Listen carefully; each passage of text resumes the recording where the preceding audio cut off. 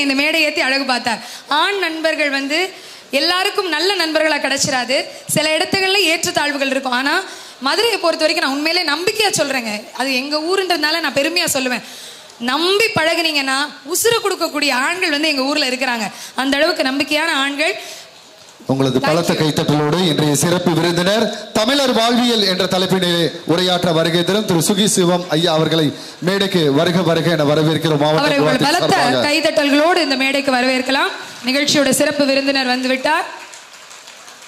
எழுத்தாளர், பட்டிமன்ற பேச்சாளர், பன்முக கலைஞர். நீங்க மதுரை மாவட்ட நிர்வாகத்தின் சார்பாக தமிழர் வாழ்வியல் என்ற தலைப்பினிலே சிறப்புரையாற்ற வருகை தரும் திரு சுகி சிவம் ஐயா அவர்களை மேடைக்கு வருக வருக என வரவேற்கிறோம்.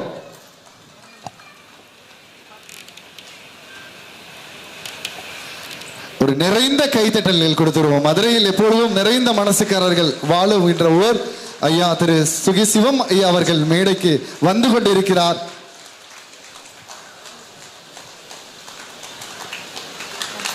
ஒரு திருவிழாவிற்கு வரும், இந்த புத்தக திருவிழாவிற்கு வரும் ஐயா திரு சுகி சிவம் ஐயா அவர்களை உங்களது நிறைந்த கைத்தட்டல்களோடு மாவட்ட நிர்வாகத்தின் சார்பாக வருக வருக என வரவேற்கிறோம்.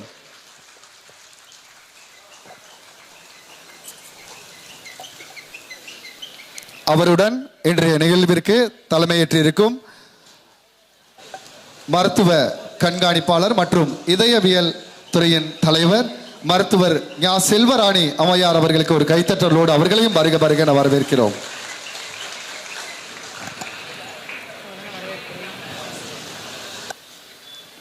இன்றைய நிகழ்வானது பள்ளி கல்வித்துறை, பொது நூலக இயக்ககம், தென்னிந்திய புத்தக விற்பனையாளர்கள் மற்றும் பதிப்பாளர்கள் சங்கம், மதுரை மாவட்ட நிர்வாகம் இணைந்து வழங்கக்கூடிய இந்த மாபெரும் புத்தக திருவிழா 2025 7ஆம் நாள் நிகழ்வு இனிதே துவங்குகிறது.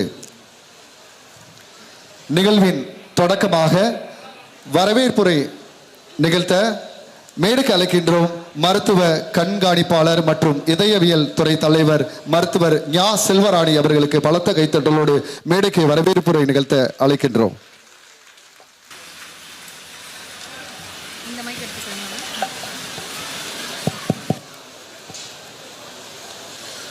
பள்ளி கல்வித்துறை, பொது நூலக இயக்ககம், தென்னிந்திய புத்தக விற்பனையாளர் மற்றும் பதிப்பாளர் சங்கம், மாவட்ட நிர்வாகம் மதுரை இணைந்து நடத்தக்கூடிய இந்த புத்தக திருவிழா 2025ற்கு வருகை தந்திருக்கிற உங்கள் அனைவரையும் இருகரம் கூப்பி நான் வரவேற்கிறேன். இந்த 7ஆம் நாள் விழாவிலே தன்னுடைய சொல்லாற்றலாலும், தன்னுடைய பேச்சாற்றலாலும், தன்னுடைய படைப்பாற்றலாலும் இந்த இடத்திலே வந்து தமிழர் வாழ்வியல் என்கிற தலைப்பிலே பேசுவதற்காக வந்திருக்கிற திரு சுகி சிவம் அவர்களே, ஐயா அவர்களே, மற்றும் இந்த நிகழ்ச்சியை சீரும் சிறப்புமாக நடத்தி கொண்டிருக்கிற மாவட்ட நிர்வாகத்தின் தலைவர், நம்முடைய மாவட்ட ஆட்சியர் அவர்களே, மற்றும் இந்த நிகழ்ச்சியில் கலந்து கொள்வதற்காக வந்திருக்கிற பல்வேறு பள்ளிகளை சேர்ந்த மாணாக்க மணிகளே, இங்கு கலை நிகழ்ச்சிகளை நடத்தி இந்த இடத்திலே அனைவரையும் மகிழ்வித்த கலைக்கல்லூரி மாணவர்கள் மற்றும் ஆசிரியர் அவர்களே, இந்த இடத்திலே நம்முடைய அழைப்பை ஏற்று மதுரை மருத்துவக் கல்லூரியிலிருந்து வந்திருக்கிற மதுரை மருத்துவக் கல்லூரியினுடைய ஆசிரியர்களே, பேராசிரியர்களே, மாணாக்க மணிகளே, உங்கள் அனைவரையும் இந்த மாலை வேளையிலே வருக வருக என்று வரவேற்பதிலே நான் பெருமிதம் அடைகிறேன்.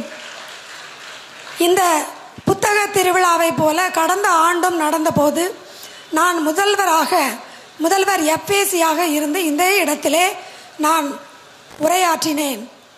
அப்போதும் இதே உற்சாகம், இதே மகிழ்ச்சி, இதே கூட்டம் இருந்தது.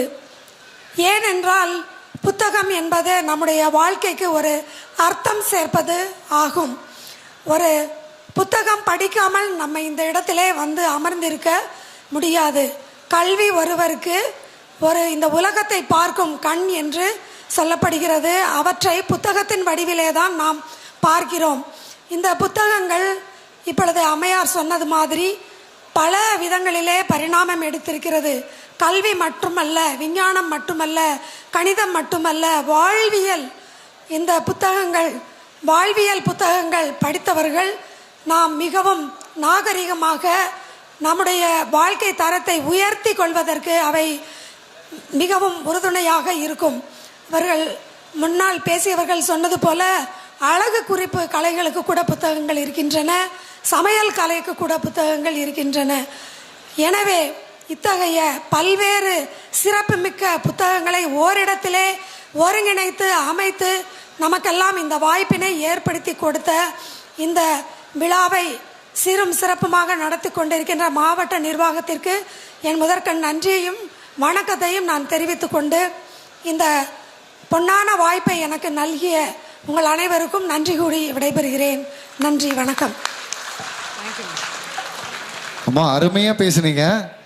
வரவேற்புரையை வாழ்த்துறையாக அழகாக வழங்கி இருக்கிறார் அம்மா அவர்களுக்கு ஒரு பெரிய கைத்தட்டல் கொடுத்துடலாம். இப்போ எப்பவுமே டாக்டர்ஸ் எல்லாருமே பல்ஸ் பார்ப்பாங்க. இப்போ நம்ம ஆடியன்ஸோட பல்ஸ் பார்க்க போறோம். எல்லாரும் அப்படியே கைகளை மேலே தூக்கி எந்த அளவுக்கு தட்டுறீங்களோ அந்த அளவுக்கு நீங்க எனர்ஜியா இருக்கீங்கன்னு பல்ஸ் பார்த்துடலாம். ரெடியா? ரெடி. அருமை அருமை அருமை. ஐயா ரசிக்க அவர்கள் தயாராக இருக்கிறார்கள். 23ஆம் தேதி மார்ச் மாதம் கோயம்புத்தூரில் ஒரு அழகான பூ ஒன்று மலர்ந்தது. அவர் இன்றைக்கு ஆன்மீக சிந்தனையாளராக, பேச்சாளராக, எழுத்தாளராக, எளிய மொழிகளில் அழகான சிந்தனை நமக்கு ஊட்டுபவராக, எப்பேற்பட்ட மாற்றத்தையும் இளைஞனின் மனதில் கொண்டு வரக்கூடிய மிகப்பெரிய பேச்சாளராக, அவரை பார்க்கும் ஒரு பார்வையும் உலகத்தை நம்மளை மாற்றி சிந்திக்க வைக்கக்கூடிய ஐயா திரு சுகி சிவம் அவர்களை இந்த மேடைக்கு பேசவிற்கு அன்போடு அழைக்கிறோம். அதற்கு முன்னால் ஐயாவுக்கு மரியாதை செய்யப்படுகிறது. நம்மளுடைய மதுரை மாநகராட்சியின் சார்பாக, மதுரை மாவட்ட நிர்வாகத்தின் சார்பாக மரியாதை செய்யப்படுகிறது. மரியாதை செய்கிறார்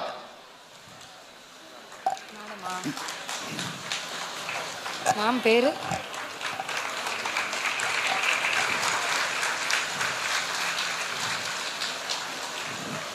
நன்றி. மரியாதை செய்த இதழியல் துறை தலைவர் அவர்களே, இதயவியல் துறை தலைவர் அவர்களுக்கு எங்களுடைய நன்றிகளை தெரிவித்துக் கொண்டு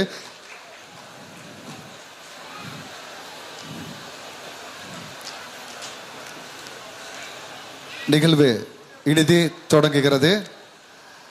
இன்னைக்கு தலைமை ஏற்றிருப்பவர்கள் யார் அப்படின்னா இதயவியல், இதயமே இங்கே இருக்கிறது அப்படின்னு சொல்லலாம். இந்த நிகழ்வின் தொடக்கமாக மேடைக்கு வருகை தருகிறார் தமிழர் வாழ்வியல் என்ற தலைப்பினிலே உரையாற்ற ஐயா திரு சுகி சிவம் அவர்களை வருக வருக என வரவேற்று கைத்தட்டலோடு வரவேற்கிறோம்.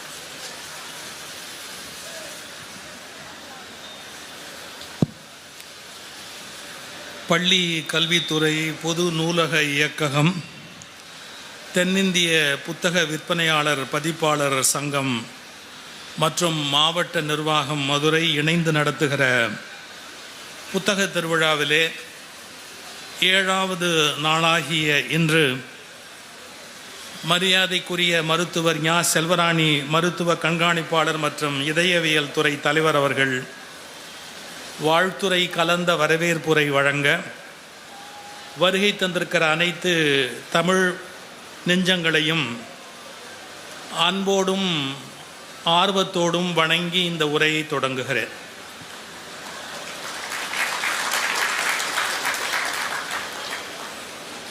மனித இனத்துக்கு இருக்கிற குறிப்பிடத்தக்க அடையாளங்களில் ஒன்று புத்தகம் படித்தல். திருவள்ளுவரிடத்திலே ஒருவர் விலங்குக்கும் மக்களுக்கும் என்ன வேறுபாடு என்று கேட்கிற போது, இது பேண்ட் போட்டிருக்கும், அது பேண்ட் போடாது, அது மரத்திலே காய்கறியை பறித்து தின்னும், ஆனால் இவர்கள் வேக வைத்து வீணாக்கி தின்பார்கள். இப்படியெல்லாம் நிறைய மாறுபாடுகளை எல்லாம் திருவள்ளுவர் சொல்லவில்லை. ஒரே ஒரு வார்த்தை சொன்னார், விலங்கொடு மக்கள் அனையர் இலங்கு நூல் கற்றாரோடு ஏனையவர். முடிச்சிட்டார். அதாவது யாராலே ஒரு புத்தகத்தை எடுத்து படிக்க முடிகிறதோ அவர்கள் மனிதர்கள், புத்தகங்களுக்கு யார் அக்கறை கொடுக்கவில்லையோ அவர்கள் விலங்குகள் என்று 2 வரியிலே வாழ்க்கையை தீர்மானித்து சொல்லுகிறார் வள்ளுவர். எனவே இங்கே வருகை தந்திருக்கிற மனிதர்களே, உங்கள் அனைவருக்கும் என்னுடைய அன்பான வணக்கங்களை மீண்டும் ஒரு முறை சொல்லிக் கொள்ளுகிறேன். இங்கே ஏதோ ஒரு காலேஜ் பேர் சொன்னும் போது மட்டும் கை தட்டினீங்க. மெடிக்கல் காலேஜா? அது அவங்க காலேஜ் லெக்சருக்கு தான் தட்டுவாங்க போல் இருக்கு. வந்தவங்க போகிறவங்களுக்குலாம் தட்ட மாட்டாங்க போல் இருக்கு.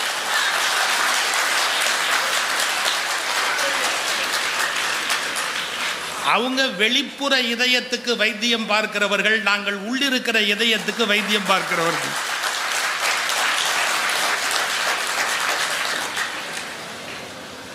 நல்லது. ஆனால் விலங்குகளும் அனுபவங்களை சேகரிக்கின்றன என்பது உண்மை. சயின்ஸ் படி விலங்குகளும் பதிவுகளை சேகரித்து வைத்துக் கொள்ளுகின்றன.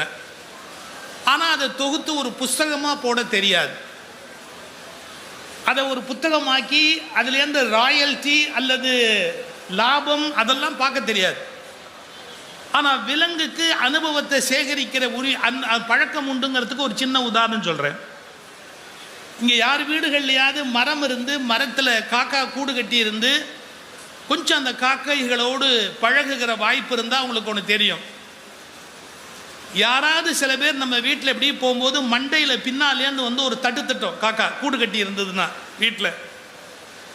ஒரு பெரிய ஆச்சரியம் என்னன்னு கேட்டிங்கன்னா, நாம் அந்த காக்காய்க்கு ஒரு கெடுதலும் பண்ணியிருக்க வேண்டிய அவசியம் கிடையாது. அதனோட குஞ்சுக்கு ஒன்றும் நம்ம பண்ணியிருக்க வேண்டிய அவசியம் கிடையாது. அது ஏன்டா நம்மளை வந்து அடிச்சுது அப்படின்னு கேட்டால் அவங்க தாத்தா காக்கா சொல்லிட்டு போயிருக்கு. நான் வேடிக்கைக்கு சொல்லலை, கற்பனைக்கு சொல்லலை. அவங்க தாத்தா காக்கா இவன் நம்ம பரம்பரை எதிரி அப்படிங்கிறத சொல்லிட்டு போயிடும். யூ ஓன்ட் பிலீவ், 7 ஜெனரேஷனுக்கு தன் மனதில் பதிந்ததை கடத்துகிற சக்தி காக்கைக்கு உண்டு என்று கண்டுபிடித்திருக்கிறார். 7 ஜெனரேஷன். அதனால ஒருத்தன் அடிச்சுட்டானா அவன் பரம்பரையை உட்பட அதை அடிக்கும். அதனால சேகரிக்கிற பழக்கம், ஒரு உண்மையை பதிவு செய்து கொள்ளுகிற வழக்கம், அதை கடத்துகிற பழக்கம், தான் சேகரித்த பதிவை கடத்துகிற வழக்கம், இவை எல்லா உயிரினங்களுக்கும் தரப்பட்டிருக்கின்றன. ஒரு சில உயிரினங்கள் 7 அல்ல, ஒரு 7-8 இல்ல 10-12 தலைமுறைக்கு பிறகு ஒரு மாற்றத்தை அடையும். ஒரு சின்ன உதாரணம், காட்டில் இருக்கிற நரி அதை ட்ரெயின் பண்ண முடியாது. நீங்க வீட்டில் இருக்கிற நாய் வாலாட்டும், ஆனா காட்டில் இருக்கிற நரி வாலாட்டாது. நீங்க எவ்வளவு காலம் வீட்டில் உட்கார்ந்து வளர்த்தாலும் அது வாலாட்டாது. அந்த வாலாட்டுவது என்பது அன்பினுடைய வெளிப்பாடு. ஐ பிலீவ் யூ அப்படிங்கிறதுக்கான அடையாளம், ஐ ரெஸ்பெக்ட் யூ அப்படிங்கிறதுக்கான அடையாளம் அது வாலாட்டுவது. ஆனா வீட்டில் வளர்க்கிற நாய்க்கு இருக்கிற இந்த குணம் காட்டில் இருக்கிற நரிக்கு கிடையாது. ஆனா கிடையாதுன்னே முடிவு பண்ண முடியாது. எடுத்து ஒரு 15-16 தலைமுறை ஒரு நரியோட பரம்பரையை எடுத்து எடுத்து எடுத்து அதுல சாஃப்டான அந்த குட்டிகளை திரும்ப வீட்டிலேயே வளர்த்து ஒரு 16வது தலைமுறைக்கு பிறகு நரி வாலாட்ட தொடங்கியது. ஏன்னா எல்லா உயிர்களுக்கும் இருக்கிற பதட்டம் என்ன அப்படின்னு கேட்டீங்கன்னா, நம்ம வாழ்க்கைக்கு உத்தரவாதம் இல்லை, நம்ம உணவுக்கு உத்தரவாதம் இல்லை, நமக்கு பாதுகாப்பு இல்லை. இந்த பயம் காரணமாக அவர்கள் நடந்து கொள்ளுகிற முறையிலே ஒரு மிருகத்தனம் இருக்கும். இப்போ நாமெல்லாம் we hail from actually south Africa. நம்ம ஆப்பிரிக்கர்களுடைய ஒரு நெடிய பயணத்தில் பிறகு உருவான மனித இனம் இது. ஆப்பிரிக்கர்களுடைய தொடர்ச்சி இது. மதுரைக்கு பக்கத்தில் ஒரு ஊரில் கூட அந்த பழைய ஆப்பிரிக்கன் டிஎன்ஏ ஜீன் கண்டறியப்பட்டது. அந்த 25,000-30,000 ஆண்டுகளுக்கு முந்தைய ஜீன் வந்து இங்கே ட்ரேஸ் இருக்கு, கண்டுபிடிக்கப்பட்டது. அப்படியே இருக்கட்டும். இந்த ஆப்பிரிக்காவில் இருக்கிற பழங்குடி மக்களுடைய முகத்தை நீங்க பார்த்தீங்கன்னா ஒரு பயம் இருக்கும், ஒரு பதட்டம் இருக்கும், ஒரு விதமான கோபம் இருக்கும், ஒரு அழகு உணர்ச்சி இருக்காது, ஒரு மாதிரி கொஞ்சம் விகாரமாக கூட இருக்கும். கோச்சுக்காது, அப்படி ஒரு தோற்றத்தில் இருப்பாங்க. ஆனால் அதுலேருந்து வந்து வந்து வந்து வந்து வந்து வந்து இப்போ மாறி இருக்கிற இப்போ நம்முடைய முகத்தோற்றத்தை எடுத்துக்கொண்டா எவ்வளவோ ஒரு அழகு இருக்கிறது, ஒரு முக கூர்மை இருக்கு, மூக்கில் ஒரு அழகு இருக்கு, கண்ணில் ஒரு அழகு இருக்கு, ஒரு தோற்றத்தில் ஒரு அழகு இருக்கு. இதெல்லாம் இல்லைனாலும் ஃபேர் அண்ட் லவ்லி இருக்கு. அப்ப நம்மளை மாத்திக்க முடியுது. ஓரளவு நம்மளை அழகா காட்டுறதுக்கான வாய்ப்பு இருக்கு, இயல்பிலேயே இருக்கு. போட்டோ எடுத்து பார்த்தா தெரியும். இப்போ பண்டைய மனிதர்கள் அப்படின்னு நம்ம சோசியல் பாட புத்தகத்தில் போடுவாங்க. மூக்கு தப்பட்டையா இருக்கும், காது வெடைச்ச மாதிரி இருக்கும், தோற்றம் அப்படி இருக்கும். ஒரு 20,000 ஆண்டுகள்ல எப்படி இப்படி ஒரு அழகு மனிதனுக்கு மாறி வந்திருக்குது அப்படின்னு கேட்டா, டார்வினுடைய ஆராய்ச்சியில ஒரு குறிப்பு சொல்றார். என்ன சொல்றாரு அப்படின்னு கேட்டீங்கன்னா, இன்செக்யூரிட்டி, அவங்க காட்டில் வாழ்ந்த காலத்தில் ஒரு பயம், இந்த இன்செக்யூரிட்டி காரணமா ஒரு பயம் இருக்கிற காரணத்தினால அவர்களுக்குள்ள சுரக்கிற ஹார்மோன்ஸ் இருக்குல்ல, ஸ்ட்ரெஸ் ஹார்மோன்ஸ், சாப்பாடு கிடைக்குமா கிடைக்காதா, வெளியே வந்தா நம்மளை யாராவது கொன்னுடுவானா, இந்த பயத்தோடையே இருக்கிறதால அவங்க முகத்தில் அந்த விகாரம் இருக்கு. ஆனா செக்யூர்டு லைஃப், பாதுகாப்பு இருக்கு, கவலை இல்லை, எந்திரிச்சா சாப்பாடு கிடைக்கும், உத்தரவாதம் இருக்கும் அப்படின்னு வர வர மனிதனுடைய முகத்தில் இயல்பாகவே ஒரு அழகு வருகிறது, ஒரு பாதுகாப்பு உணர்ச்சி வருகிறது. இதை நம்முடைய ஜீன் பதிவு பண்ணிக்குது. ஒரு தலைமுறைக்கு இன்னொரு தலைமுறை, அதுக்கு அடுத்த தலைமுறைன்னு தோற்றத்தில் ஒரு அழகை கொடுத்துக்கிட்டே போகுது. ஆக இயற்கையும் பதிவு செய்கிறது, ஆனால் அது மரபணுக்களில் பதிவு செய்கிறது. மனிதன் இன்னும் கொஞ்சம் வளர்ந்து தன்னுடைய அறிவை காகிதங்களில் பதிவு செய்து அடுத்த தலைமுறைக்கு கடத்தலாம் என்று கண்டுபிடித்த போது புத்தகங்கள் உருவாகின. எனவே இந்த புத்தகங்களை படிப்பது என்பதில் கூடுதலான முக்கியத்துவம் கொடுக்கணும். தேடி புத்தகங்களை படிக்கணும். நமக்கு நாவல் படிக்க பிடிக்குது.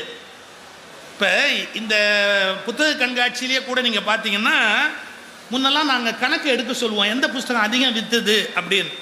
சமைத்து பார் புஸ்தகம் அதிகம் விற்றுருக்கும். ஏன்னா இப்போ சமையல் யார்கிட்டேருந்தாவது கற்றுக்க வேண்டிய கட்டாயத்தில் இருக்கு. அந்த புஸ்தகம் கொஞ்சம் அதிகமாக விற்றுருக்கும். ஒன்றும் தப்பு கிடையாது. சமையல் எப்படி பண்ணணும் அப்படிங்கிற, ஏன் இந்த இந்த இந்த எக்ஸிபிஷன்லேயே அப்பளம் விற்றுருக்கிற அளவு வேற எதுவுமே விற்றுருக்காது. வேணா எழுதி வச்சு பாருங்க, அது விற்கிற அளவுக்கு வேற எதுவுமே விற்காது. ஆமாம், மனிதனுக்கு உணவுல ஒரு நாட்டம் இருக்கு, தேட்டம் இருக்கு, அதனால போறான், வாங்குறான், பார்க்கறான், சாப்பிட்றான், ஒன்றும் தப்பு கிடையாது. ஆனா புத்தகத்துல என்ன ஒரு பெருமை இருக்கு அப்படின்னு கேட்டா, எந்த புத்தகத்தை தேடி படிக்கணும் அப்படிங்கிற ஒரு தெளிவு இருக்கணும். எதை வேணாலும் படிக்கிறது அப்படிங்கிற ஒரு பழக்கம் நல்லதுதான். எதை கிடைச்சாலும் படிக்கணும். எதுலேருந்து என்ன கிடைக்கும்லாம் தெரியாது. வாழ்க்கையில் எவ்வளோ மாற்றங்கள் சின்ன சின்ன காகிதங்கள் மூலமாக கூட வந்திருக்கும். குஜராத்திலேயே எங்கேயோ மகாராஷ்டிராவில் ஒரு அம்மா கணவன் ஹாஸ்பிட்டலில் அட்மிட் பண்ணியிருந்தா. என்னுடைய புத்தகத்தில் எழுதியிருக்கேன், நீ நான் நிஜத்தில். மகாராஷ்டிராவில் தன்னுடைய கணவனை ஹாஸ்பிட்டலில் அட்மிட் பண்ணியிருந்தா. அவரை காப்பாற்றுறதுக்கு அவளுக்கு பணம் இல்லை. டாக்டர் ஏகப்பட்ட செலவு சொல்கிறாரு. ரொம்ப மனவேதனையோட சரி வெளியில் வந்து ஒரு மாதிரி ஒரு கடையில் சமோசா வாங்கலாம், தனக்கும் கணவனுக்கும் வாங்கலான்னு 2 சமோசாவை வாங்கிட்டு, அது உங்களுக்கு தெரியும், நியூஸ் பிரிண்ட் பேப்பரில் தான் சமோசாவை சுற்றி கொடுப்பாங்க. அது மற்ற எத்தனை மசாலாவை விட அந்த நியூஸ் பிரிண்ட் இங்குக்கு ஒரு வாசனை உண்டு. அதோடு சேர்த்து கொடுத்தா அந்த மசாலா ரொம்ப பிரமாதமாக இருக்கும். அதனால அந்த நியூஸ் பிரிண்ட் பேப்பரில் அப்படி சுற்றி கொடுத்தாங்க பாருங்க. இந்த அம்மா ஒரு சமோசா தின்னுக்கிட்டு கணவனுக்கு ஒரு சமோசாவை கொடுத்துட்டு, நல்ல மனைவி, அவருக்கு ஒரு பங்கு தனக்கு ஒரு பங்குன்னு ஒழுங்காக பிரிச்சுட்டா. கணவனுக்கு ஒன்று கொடுத்துட்டு தான் ஒன்று சாப்பிட்டுக்கிட்டு இதை பாருங்க, அந்த துண்டு காயத்தை இப்படி பார்த்தா. மறுநாள் ஒரு மராத்தான் போட்டி இருக்கு, ஓடணும். அந்த மராத்தான் போட்டியில் ஓடுறவங்களுக்கு பெரிய தொகை பரிசு. இத்தனோண்டு பேப்பரில் இருந்ததை பார்த்துட்டு, கிழிஞ்ச புடவை, காலில் ஷூ கிடையாது, எந்த செருப்பே கிடையாது. மறுநாள் போய் மராத்தானில் கலந்துக்கிறதுக்கு அந்த அம்மா நின்னா. சிரிக்கிறான் எல்லாரும். என்ன நீ பைத்தியமா இப்படி வந்து நிற்கிற, இந்த போட்டிக்கு எப்படி வரணும் தெரியுமான்னா. எனக்கு தெரியாது, என் புருஷனை காப்பாற்றணும், எனக்கு வேறு வழி தெரியல சார். ஓட்டமும் நடையுமா நடந்து போகிற தூரம், நீங்கள் நம்புனா நம்புங்க, அந்த அம்மா தான் ஜெயிச்சா, அவன் முதல் பரிசு பெற்றான். அப்போ எல்லாரும் அவளை கேட்டாங்க, இந்த ஓட்டப்பந்தயம் நீ வெற்றி பெற்றதற்கான ரகசியம் என்ன அப்படின்னு. கணவனை காப்பாற்ற வேண்டும் என்ற கவலை என்னை துரத்தியது, அதனால் ஓடிக்கொண்டே இருந்தேன் அப்படின்னா. ஒரு துண்டு காகிதம், அந்த துண்டு காகிதத்தில் படித்த ஒரு செய்தியினால சில லட்சம் அவளுக்கு அந்த போட்டியில் பரிசு கிடைச்சு கணவனை காப்பாற்றினான். அதனால ஒரு நியூஸ் பேப்பர் படிக்கிறது தப்புன்னு அது மட்டம்னு நான் சொல்லலை. ஆனால் புத்தகங்களில் நீங்கள் தேடி படிக்கணும். ஒரு வார்த்தை சொல்கிறேன், தவறாக நினைக்காதீங்க. கதை புத்தகங்கள் படிப்பது தவறல்ல. ஆனால் கதை புத்தகங்களை விட எந்த நாட்டில் கட்டுரை புத்தகங்கள் படிக்கிறார்களோ அந்த மக்கள் அறிவாளிகளாக வளர்வதற்கான வாய்ப்பு அதிகம் உண்டு என்பதை புரிந்து கொள்ளுங்கள். ஏன்னா கதை புத்தகத்தில் உணர்ச்சிக்கு முக்கியத்துவம் கொடுக்குறாங்க, நம்ப முடியாத நிகழ்ச்சிகளுக்கு முக்கியத்துவம் கொடுக்குறாங்க. ஆனால் கட்டுரை புத்தகங்களை தொடர்ந்து படிப்பதற்கு பொறுமை வேணும். கதைனா எல்லாருக்குமே ஆர்வமாக இருக்கும். பல பேருக்கு என்ன தெரிஞ்சிருக்கலாம், எங்கள் அப்பா ஒரு எழுத்தாளர்ங்கிறது தெரியாமல் இருக்கலாம். காலம் அந்த காலத்தில் அவர் மகன் என்ன அறிமுகப்படுத்தினாங்க, கொஞ்ச நாள் கழிச்சு எங்கள் அப்பான்னு அவரை அறிமுகப்படுத்தினாங்க. இப்போ அறிமுகப்படுத்துறதுக்கே அவர் இல்லை, போய் சேர்ந்துட்டார். சுகி சுப்பிரமணியன்னு பேர். அந்த காலத்தில் அவருக்கு ஒரு பெரிய பெரும் புகழ் உண்டு.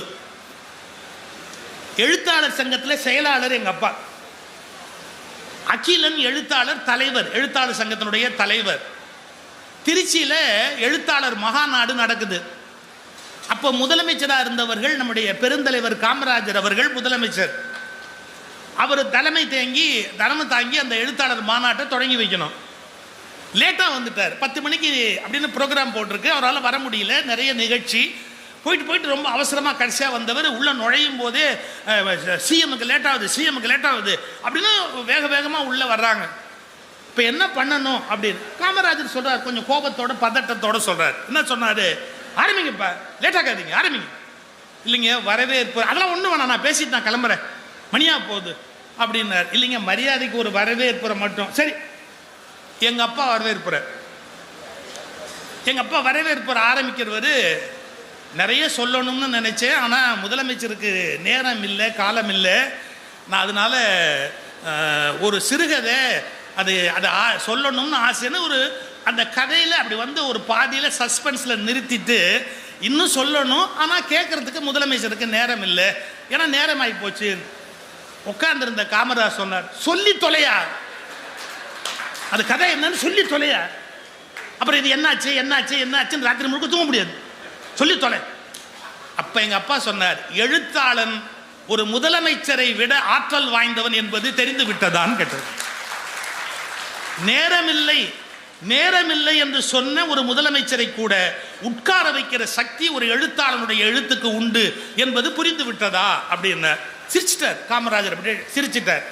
அப்புறம் சொன்னார், முடிவை சொல்லுங்க ஐயா, அந்த கதை முடிவை. எங்க அப்பா சொன்னாரு, யாருக்கு தெரியும் என்னாரு, இப்பதான் கதையை ஆரம்பிச்சு இன்னும் நான் முடிக்கல, நீங்க இந்த முடிவை தெரியணும்னா அடுத்த வாரம் குமுதம் பத்திரிகை வாங்கி பாருங்க, ஒருவேளை அதுல வந்தா வரும்னர். ஒரு எழுத்தாளனுக்கு எவ்வளவு பெரிய எழுத்து, அந்த ஆற்றல். ஒரு கதை, நமக்கு அந்த கதை முடிவு தெரியலன்னா ரொம்ப கஷ்டமா இருக்கும், என்னாச்சு அப்படின்னு. அதனால கதை படிப்பதை நான் குறை சொல்றேன்னு பொருள் அல்ல, அதுல ஒரு பெரிய ஒரு ஈர்ப்பு இருக்கு நம்ம எல்லாருக்கும். ஆனா கட்டுரைகளை படிப்பதற்கு நாம பழகுவோம். இன்னைக்கு எனக்கு கொடுத்திருக்கிற தலைப்பு தமிழர் வாழ்வியல். நீங்க நிறைய புத்தகம் தேடி படிக்கலாம் தமிழர் வாழ்வியலை தெரிஞ்சுக்கிறதுக்கு. நான் ஒரே ஒரு புக்கில் நீங்க தெரிந்து கொள்ள வேண்டிய நூற்றுக்கணக்கான செய்திகளை அப்படியே படிக்க முடியும் அப்படின்னா அதுக்கு ஒரு புத்தகம் இருக்கு, தமிழ்நாட்டு வரலாறு சங்ககால வாழ்வியல். தமிழ்நாட்டு வரலாற்று ஆய்வு குழு, இது வந்து குரூப்போட பப்ளிகேஷன். வெளியீடு தமிழ்நாடு பாடநூல் மற்றும் கல்வியியல் பணிகள் கழகம். ஏதோ இப்ப வெளிவந்த பதிப்புன்னு நினைக்காதீங்க, அது மிக முன்பாகவே வெளியிடப்பட்டு மீண்டும் மறுபதிப்பாக வெளியிடப்பட்டது. ரொம்ப பழைய ஒரு புத்தகம் இந்த புத்தகம்.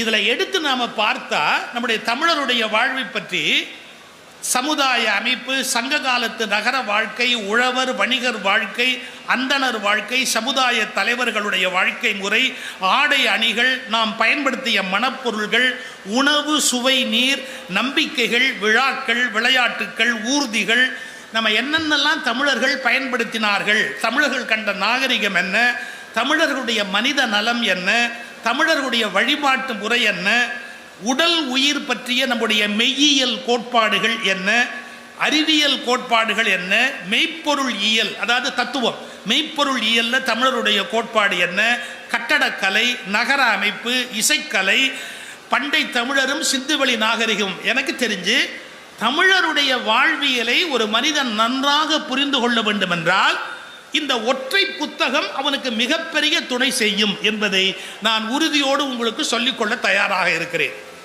மறந்தும் இதன் விற்பனையில் கமிஷன் எனக்கு எதுவும் இல்லை என்பதையும், அதற்காக நான் இதை சொல்லவில்லை என்பதையும் சேர்த்தே சொல்லிக்கொள்ள நான் விரும்புகிறேன். ஏன்னா இப்போ எல்லாருமே ஒரு பொது நலமாக இருந்தால் கூட அதில் ஒரு சுயநலத்தை உள்ளே வச்சு சொல்கிற பழக்கம் வளர்ந்து போச்சு. நான் அந்த மாதிரியான எந்த விதமான நன்மைக்காகவும் சொல்லலை, என்னுடைய நன்மைக்காக சொல்லலை. இந்த ஒரு புத்தகத்தை எடுத்து படித்தா தமிழர்களுடைய வாழ்க்கை எப்படி இருந்தது அப்படிங்கிறத தெளிவாக தெரிஞ்சுக்கலாம். அப்புறம் நம்முடைய கோட்பாடுகளை நாம் எப்படி நடைமுறைப்படுத்தி கொண்டிருக்கிறோம் என்பதையும் பற்றி நம்ம சிந்திக்கலாம். இப்போ நான் ஒரு ஓப்பனாக ஒரு கொஸ்டின் கேட்குறேன், பரவாயில்ல, நம்ம அதை சிந்திப்போம். பழைய காலத்தில் நாம் ரொம்ப சிறப்பாக வாழ்ந்தோன்னு இப்போ சொல்கிறதால என்ன பிரயோஜனம்? நாங்கள் ஒரு காலத்தில் ரொம்ப வசதியாக இருந்தோம், வாழ்க்கையெல்லாம் பெருசாக இருந்தது, அப்படி பேசுகிறதுனால ஏதாவது நன்மை உண்டா? இப்போ என் கூட ஒரு ஃப்ரெண்டு ஒருத்தர் வந்தவர் சொன்னார், அந்த வீடு நம்மளுதுங்கன்னார். அந்த வீடு இது இந்த வீடு நம்மளுதுங்க, இந்த வீடு நம்மளுதுங்க, அந்த வீடு நம்ம. இப்போ நீங்கள் எங்கே போயிட்டுருக்கிறீங்கன்னு கேட்டேன். வாடகைக்கு வீடு பார்க்க போயிட்டுருக்கிறேன். ஏங்க இதுவும் உங்கள் வீடுன்றீங்க, அதுவும் உங்கள் வீடுன்றீங்க, வாடகைக்கு வீடு பார்க்க எங்கள் அப்பா காலத்திலே விற்றுட்டாருங்க. உங்கள் அப்பா காலத்திலே விற்றுட்ட வீடு ஒன்றுது எப்படி? நாம் இது எங்கள் அப்பாட்ட இருந்தது, எங்கள் அம்மாட்ட இருந்தது, எங்கள் தாத்தாட்ட இருந்தது, எங்கள் பாட்டிக்கிட்ட இருந்தது அப்படின்னு நம்முடைய பழைய பெருமையை பேசுகிறதால என்ன பிரயோஜனம்? செவுட்டில் அறிகிற மாதிரி பாரதி கேட்டான், மறைவாக நமக்குள்ளே பழம்பெருமை, பழைய பெருமையை உட்காந்து பேசிக்கிட்டு இருக்கிறதுல என்ன பயன்? பாரதி நம்ம கன்னத்தில் அறையிற மாதிரி கேட்டல, உட்கார்ந்து நம்முடைய பழைய பெருமை, நாங்கள் 2000 ஆண்டுகளுக்கு முன்பே அப்படி வாழ்ந்தவர்கள், இப்படி வாழ்ந்தவர்கள், இதை சொல்றதால என்ன பயன்? கொஞ்சம் நீங்க புரிஞ்சுக்கணும். ஒரு தடவை சீனிவாச ராகவன் கேள்விப்பட்டிருக்கீங்களா? ஆங்கிலம் தமிழ் ரெண்டுலேயுமே வல்லவர், தூத்துக்குடி கல்லூரியில் முதல்வராக இருந்தவர். சீனிவாசன் ராகவன்லாம் ஆசா ஞான சம்பந்தத்துக்கு முன்னாலேயே தமிழ் துறையில் மிக ஆற்றல் வாய்ந்த பேச்சாளர்களாய் எழுத்தாளர்களாய் வாழ்ந்தவர்கள். அதுலேயும் சீனிவாச ராகவன் இங்கிலீஷ் ப்ரொஃபஸர். அவர் தமிழில் அவருக்கு ஆர்வம். அவர்கிட்ட ஒரு தடவை கேட்டோம், ஏங்க நம்ம பழைய பெருமை பேசுறதுல என்னங்க இருக்கு அப்படின்னு. விட்டுட்டாரு, அப்போ பதில் சொல்லலை. மீட்டிங் ஆரம்பிச்சது, பேசிக்கிட்டே வந்தார். அப்போ சொன்னார், ஒருத்தன் ஒரு தடவை, சார் நான் பிறந்த வீட்டை நீங்கள் பார்க்கணுன்னா. ஏன்னா நீ பிறந்த வீட்டை நான் பார்க்குறதுக்கு அது என்ன பாரதியார் பிறந்த இல்லைம்மா? என்ன அர்த்தத்தில் வந்து கூப்பிடுறேன்? இல்லை சார், அந்த மாதிரி ஒரு ஊர் நீங்கள் பார்க்க முடியாது சார், தயவுசெய்து எங்கள் ஊருக்கு வரணும். நான் நம்பி போனால் 400 பன்னி மேயுதுன்னு. ஏன்னா இது ஒரு ஊராடா, இனிமேல் இந்த மாதிரி ஊர் தமிழ்நாட்டிலே பார்க்க முடியாதுங்கிற 400 பன்னி மேயுது சார். ஒவ்வொரு பன்னியும் ஒரு டைப்பு. வீட்டுக்கு கூட்டு போனால் ஓட்ட வீடு, இடிஞ்சிருக்குது, காரை பேர்ந்து இருக்குது, வாசத்தின்னா குண்டு குழியுமா இருக்க. அவன் சொல்கிறான், இங்கே தான் சார் எங்கள் தாத்தா உட்காந்து ஊர் வம்பு வளர்ப்பார். இங்கே இந்த இடத்துல உட்காந்தா எங்கள் தாத்தா ஊரே வம்பு வளர்ப்பார். கொஞ்சம் தள்ளி ஒரு இடத்த காமிச்சான், எங்கள் பாட்டி இங்கே உட்காந்து உலகத்தையே வம்பு வளர்த்துக்கிட்டு இருக்கு. இதடா இது என்னடா இந்த வீட்டில் என்ன கொண்டாந்து வச்சு இம்சை பண்ணுறியே. அந்த காலத்தில் வீடுகளில் புள்ள பெற்றுக்கிறதுக்குன்னே ஒரு ரூம் உண்டு தெரியுங்களா? இருட்டாக இருக்கும், யாருமே உள்ளே போக முடியாது. அந்த குழந்தையும் பெற்றவளும் உள்ளே போனால் பிள்ளைய பெற்றுட்டு வெளியே வந்துடுவா. அந்த அவஸ்தையிலேயே பிள்ளைய பெற்றுருவா சீக்கிரமா. இந்த ரூமில் எவ்வளோ நாளைக்கு இருக்கிறது அப்படின்னு. இருட்டாக ஒரு ரூம் இருக்கும், அந்த ரூமில் போய் அது தெரியுதா சார், தெரியுது, இங்கே தான் சார் நான் பிறந்தேன்னா.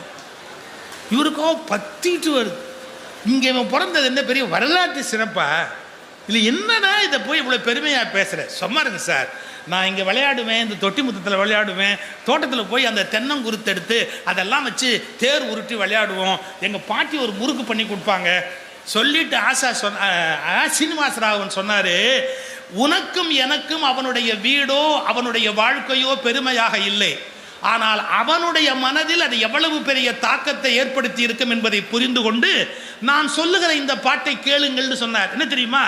எந்தையும் தாயும் மகிழ்ந்து குலாவி இருந்ததும் இன்னாடே. சார் எங்க அம்மா எங்க அப்பா 2 பேரும் கொஞ்சினது நம்ப முடியல. எந்த அப்பா அம்மா கொஞ்சி இருக்காங்க? எந்தையும் தாயும் மகிழ்ந்து குலாவி இருந்ததும் இந்நாடு, அவர் முந்தையர் 1000 ஆண்டுகள் வாழ்ந்து முடிந்ததும் இந்நாடு.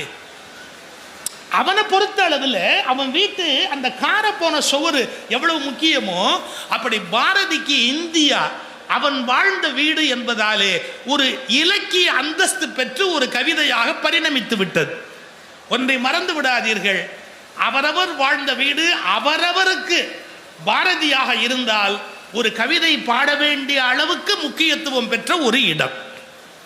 நாம பாரதியா இல்லாததால அந்த கவிதையா எழுத வரல, ஆனா பாரதியா இருக்கிறதால அவன் வாழ்ந்த நாட்டை அவ்வளவு பெருமையா எழுதினான்.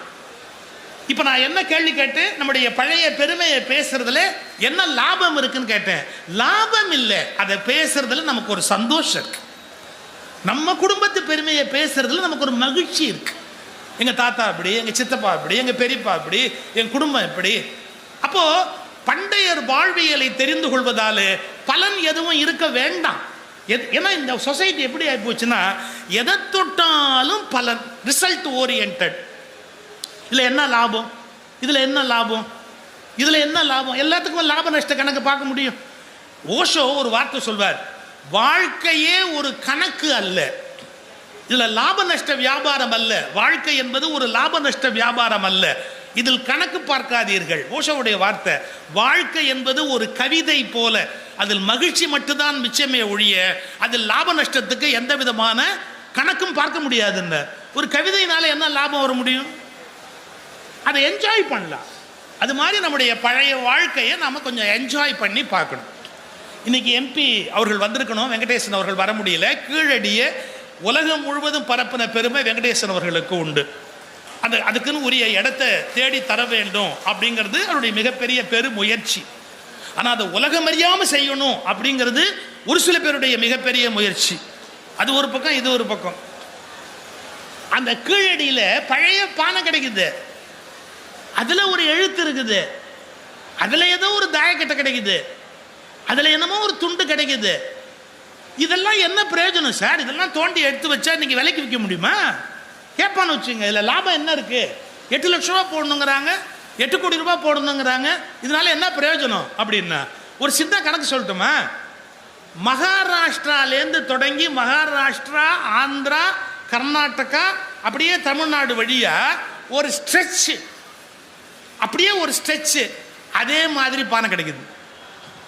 அப்ப நீங்க கவனிக்கணும், பாட் தியரிங்கிறான். அது எப்படின்னா, ஒரே மாதிரியான பொருட்கள் ஒரு நீண்ட தூர ஒரு நெடிய பகுதியில் கிடைக்குதுன்னா அது ஒரு தரப்பட்ட மக்கள் வாழ்ந்த ஒரு பகுதி, அவங்களுடைய கையாண்ட பொருள்கள். அதை வச்சு ஒரு வரலாற்றை நிர்ணயம் பண்றோம். இவர்கள் ஒரு தன்மை உடையவர்கள். எத்தனை முடிவுக்கு வர்றதுக்கு வாய்ப்பு இருக்கு? லாப நஷ்டம் இல்லை, ஆனால் வரலாற்றை தேடுகிற போது அதன் மூலம் சில உண்மைகளை புரிந்து கொள்வதற்கு வாய்ப்பு இருக்கு. கோயிலுக்கு போனா எல்லாரும் நேராக உள்ள போறான். இப்போ நேராக உள்ள போறான்னா காசு கொடுத்துட்டு போறான், ஒரே ஒரு வித்தியாசம். ஏதோ ஒரு காசை கொடுத்துட்டு நேராக கோயிலுக்குள்ள போறான், ஏதோ சாமிக்கு அர்ச்சனை பண்றான், கும்பிட்டேன்ட்டு வெளியே வரான். நான் கேட்குறேன், தப்பா நினைக்காதீங்க, கோயிலில் சிற்பங்கள் இருக்க யாராவது நின்று கவனிக்கிறானா? எவ்வளவு அற்புதமான சிற்பங்கள் இருக்கு. கிருஷ்ணாபுரத்தில் போய் பாருங்க, நிற்கிற சிலையில கால் நரம்பு தெரியும். கும்பகோணத்துக்கு பக்கத்தில் போய் பாருங்க, தாராசுரத்தில் கண்ணப்ப நாயனாருடைய ஒரு சிலை இருக்கு. கண்ணப்ப நாயனாருடைய சிலையில என்ன இருக்கு தெரியுங்களா? செருப்பு இருக்கு. நான் சொல்ல போறது சாதாரண விஷயம் இல்லை. செருப்பு என்னமோ இப்ப வந்ததுன்னு நினைச்சிட்டு இருக்கிறான், காலில் போட்டுக்கிறது அப்படின்னு. ஆனா கண்ணப்ப நாயனார் சிலை பண்ணியிருக்கான் பார்த்தீங்களா, அந்த சிலையில காலில் போட்டிருக்கிற செருப்புல இப்ப இருக்கிற லேட்டஸ்ட் செருப்புல எல்லாம் இல்லாத டிசைன் அந்த சிற்பி செதுக்கி இருக்கான். இன்னும் பேட்டாக்காரன் அதை பார்க்கல. அவ்வளவு அழகா இருக்கு அந்த அந்த காலில் இருக்கிற செருப்பு. கொஞ்சம் ஹிஸ்டரி படிச்சவங்களுக்கு தெரியும், வாரன் ஹேஸ்டிங்ஸ் இந்தியாவை ஆண்ட ஒரு கவர்னர் ஜெனரல் வாரன் ஹேஸ்டிங்ஸ், அவன் பிரிட்டிஷுக்கு என்ன லெட்டர் எழுதினான் தெரியுங்களா? பிரிட்டிஷுக்கு எழுதின லெட்டரு கல்கத்தாவில் வந்து உட்காந்து இறங்கிட்டு கல்கத்தாவை பார்த்துட்டு வாரன் ஹேஸ்டிங்ஸ் தன்னுடைய குயினுக்கு லெட்டர் எழுதுறான். என்ன எழுதுனான் தெரியுங்களா? இவர்கள் நாகரிகமற்ற மூடங்கள், இந்த நாட்டு மக்கள் நாகரிகமற்ற ஜென்மங்கள். காரணம், காலில் செருப்பணிகிற வழக்கம் கூட இவர்களுக்கு இல்லை. இந்த காட்டுமிராண்டிகளை நாம் கட்டி ஆளுவது என்பது சுலபம் இல்லை. கொஞ்சம் நல்லா கவனிக்கணும்.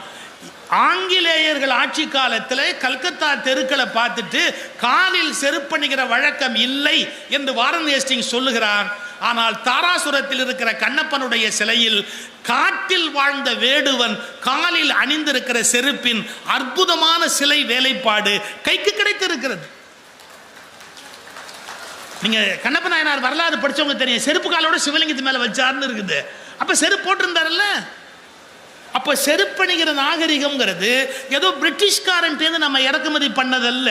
இந்த மண்ணில் ஏற்கனவே அந்த நாகரிகம் பூத்து வளர்ந்து இருந்தது என்பதற்கு எத்தனை பெரிய அடையாளம் இது. அப்படி நம்ம வரலாற்றை சுவைத்து பார்க்கணும். இது செருப்பணிவதற்கு கூட அறிவில்லாத சமூகம்னு வாரன் ஹேஸ்டிங்ஸ் எழுதினதுக்கு நேர்மாறா காலில் செருப்பணிந்த வேடுவனுடைய சிலை இந்த நாட்டு கோயிலுக்குள் இருக்கிறது. கோயிலுக்கு போனால் அவசரப்படக்கூடாது, நேராக ஒவ்வொரு பகுதியையும் ரசிக்கணும். கல்வெட்டு இருக்குதா கோயிலில்? இந்த கோயிலில் என்ன கல்வெட்டு இருக்குதுப்பா? இந்த கல்வெட்டெல்லாம் தொகுத்து கோயிலில் புஸ்தகம் போட்டிருக்காங்களா? அதில் என்ன வரலாறு இருக்கு? எந்த நூற்றாண்டில் என்னென்ன நடந்தது? இந்த மண்டபம் எந்த நூற்றாண்டில் கட்டினாங்க? இந்த மண்டபம் எந்த நூற்றாண்டில் கட்டினாங்க? இந்த மண்டபத்துக்கு இந்த மண்டபத்துக்கு என்ன வித்தியாசம்? கொஞ்சம் கவனிக்கணுமா இல்லையா? பொள்ளாச்சி ஐயா மகாலிங்கம் கூட நான் பேசிக்கிட்டு இருக்கிறேன். மகாலிங்கம் உங்களுக்கு தெரியும், பெரிய தொழிலதிபர் கோயம்புத்தூரில். கோயம்புத்தூருக்குள்ள இடம் வாங்கி தொழில் பண்ற போது நிலத்தோட விலை ரொம்ப கூட இருக்கு அப்படின்னு ஒரு முறை சொல்றாரு அவர். கோயம்புத்தூர்லலாம் நிலத்தோட விலை ரொம்ப கூட, வாங்கி இன்னைக்கு இண்டஸ்ட்ரியெலாம் ஆரம்பிக்கிறது ரொம்ப கஷ்டம், விலை ரொம்ப போயிடுச்சு அப்படின்னு. நான் அப்போ அவர்கிட்ட சொல்கிறேன், இது நடந்தது 30 வருஷத்துக்கு முன்னாடி.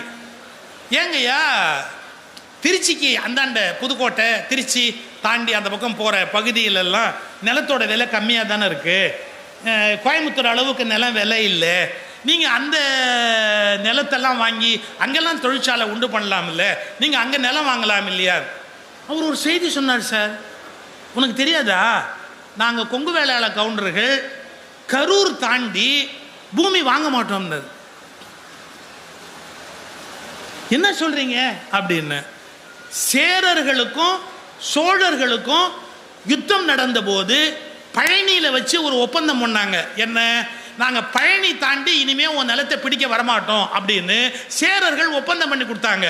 அப்போ சேரர் கொங்கு என்று அழைக்கப்படுவதாலே நாங்க பழனி தாண்டி இடம் வாங்க மாட்டோம்னாரு. எவ்வளவு பெரிய ஒரு வரலாறு. இன்னைக்கு ஒரு சமூகத்தில் அதை பின்பற்றுறாங்க. இதை எடுத்து பார்த்தா எவ்வளோ ஆச்சரியமா இருக்கு.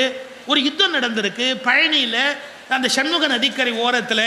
அப்போ ஒப்பந்தம் பண்ணிக்கிறாங்க, யாரு, சேரர்களும் சோழர்களும் ஒப்பந்தம் பண்ணிக்கிறாங்க, இதை தாண்டி நாங்கள் வரமாட்டோம், கவலைப்படாதீங்க அப்படின்னு ஒரு ஒப்பந்தம் பண்ணிக்கிறாங்க. இப்போ யாராவது பழனி கோயிலுக்கு போனால் இந்த விவரத்தை தெரிஞ்சுக்கிட்டு வர முடியுமா? பழனி கோயிலுக்கு போனால் இந்த நாலெட்ஜோட நீங்கள் வர முடியுமா? நான் எதுக்கு சொல்ல வரேன், ஒவ்வொரு கோயிலும் ஒரு பாடசாலையா இருக்க வேண்டாமா? நிறைய நம்முடைய வாழ்க்கை உண்மைகளை எடுத்து சொல்லக்கூடிய ஒரு பாடசாலையாக ஒரு கோயில் இருக்க வேண்டாமா? கோயில் பணத்தில் ஸ்கூல் கட்டலாம்ங்கிறதுக்கே சுப்ரீம் கோர்ட்டில் போய் ஆர்டர் வாங்கிட்டு வர வேண்டியிருக்குது. உள்ளூர்லெல்லாம் நம்ம ஒன்றும் பண்ண முடியல. சுப்ரீம் கோர்ட்டுக்கு போனாதான் இந்த ஆர்டரையே வாங்க முடியுது. நல்லா கேட்டார் சுப்ரீம் கோர்ட் ஜட்ஜு, பள்ளிக்கூடம் கட்டினா என்ன தப்பு, என்ன கொல்ல போகுதுன்னு கேட்டார். நீங்கள் நம்மால் நிறைய இலக்கியம் படிப்பான், எதையும் நடைமுறைப்படுத்துறதுக்கு அனுமதிக்க மாட்டான்.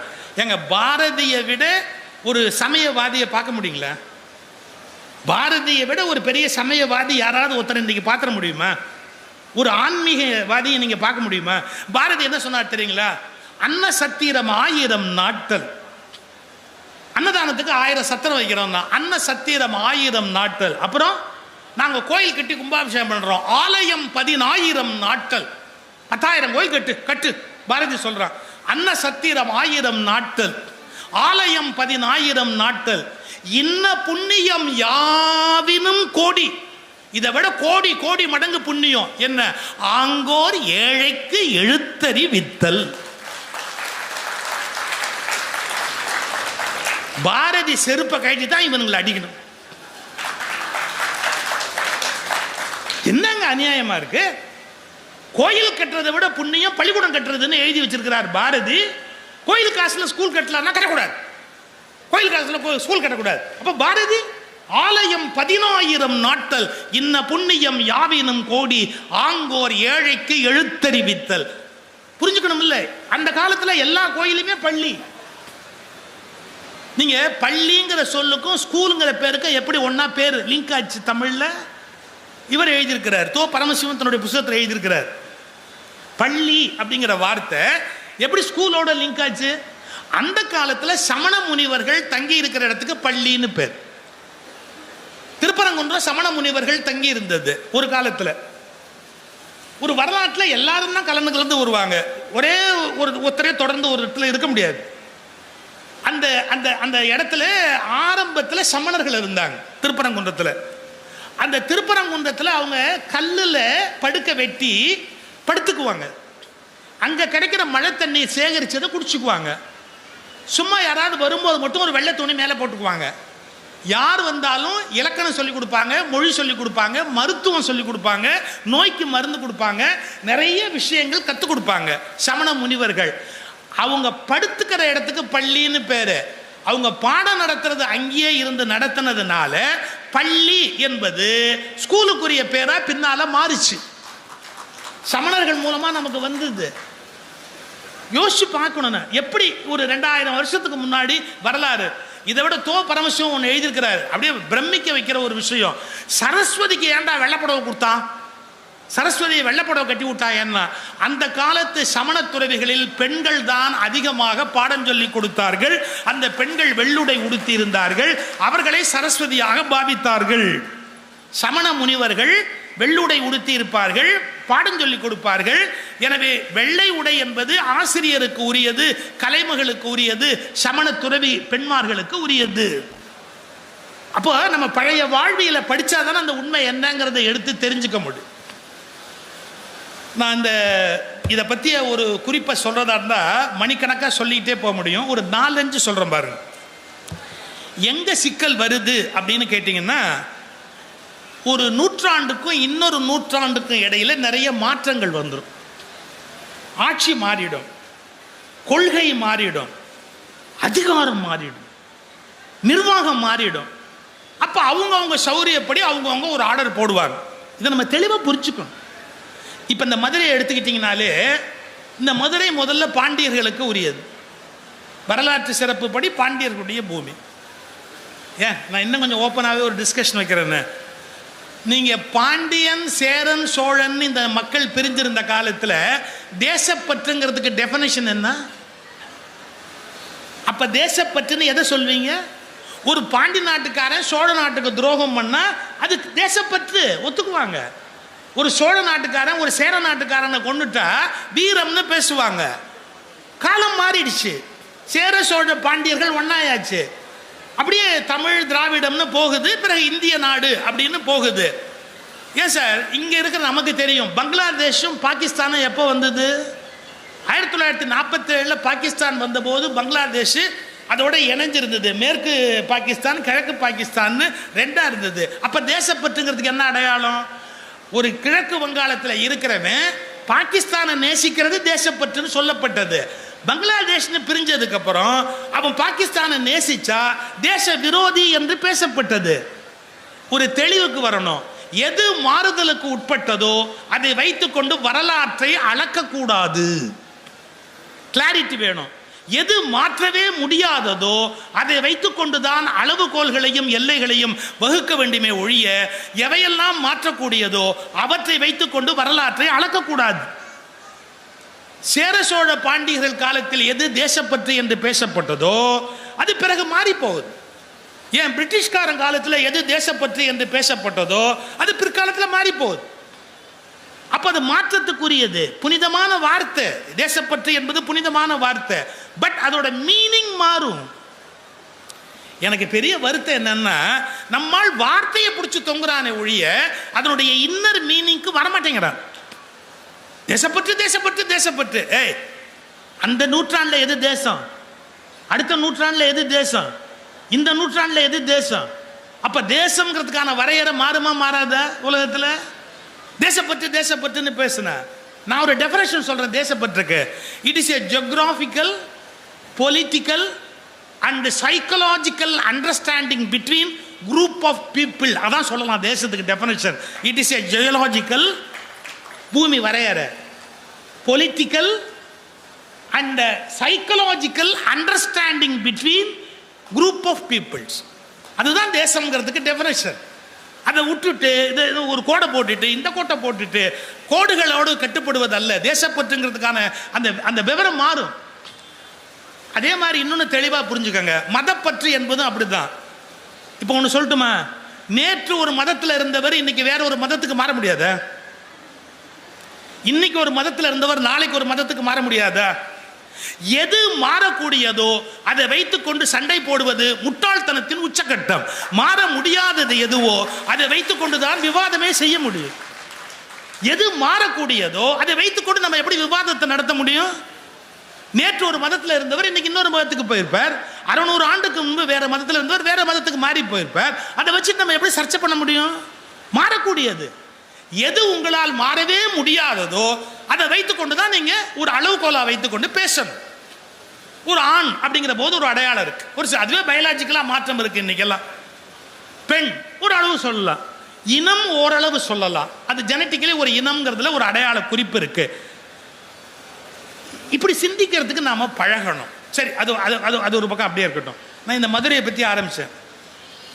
முதல்ல இது சமணர்களுடைய ஆட்சியில் இருந்தது, பிறகு பௌத்தர்களுடைய இன்ஃப்ளூயன்ஸில் இருந்தது. சமண பௌத்தர்களை பக்தி இயக்கங்கள் வந்து வெளியே தள்ளுது.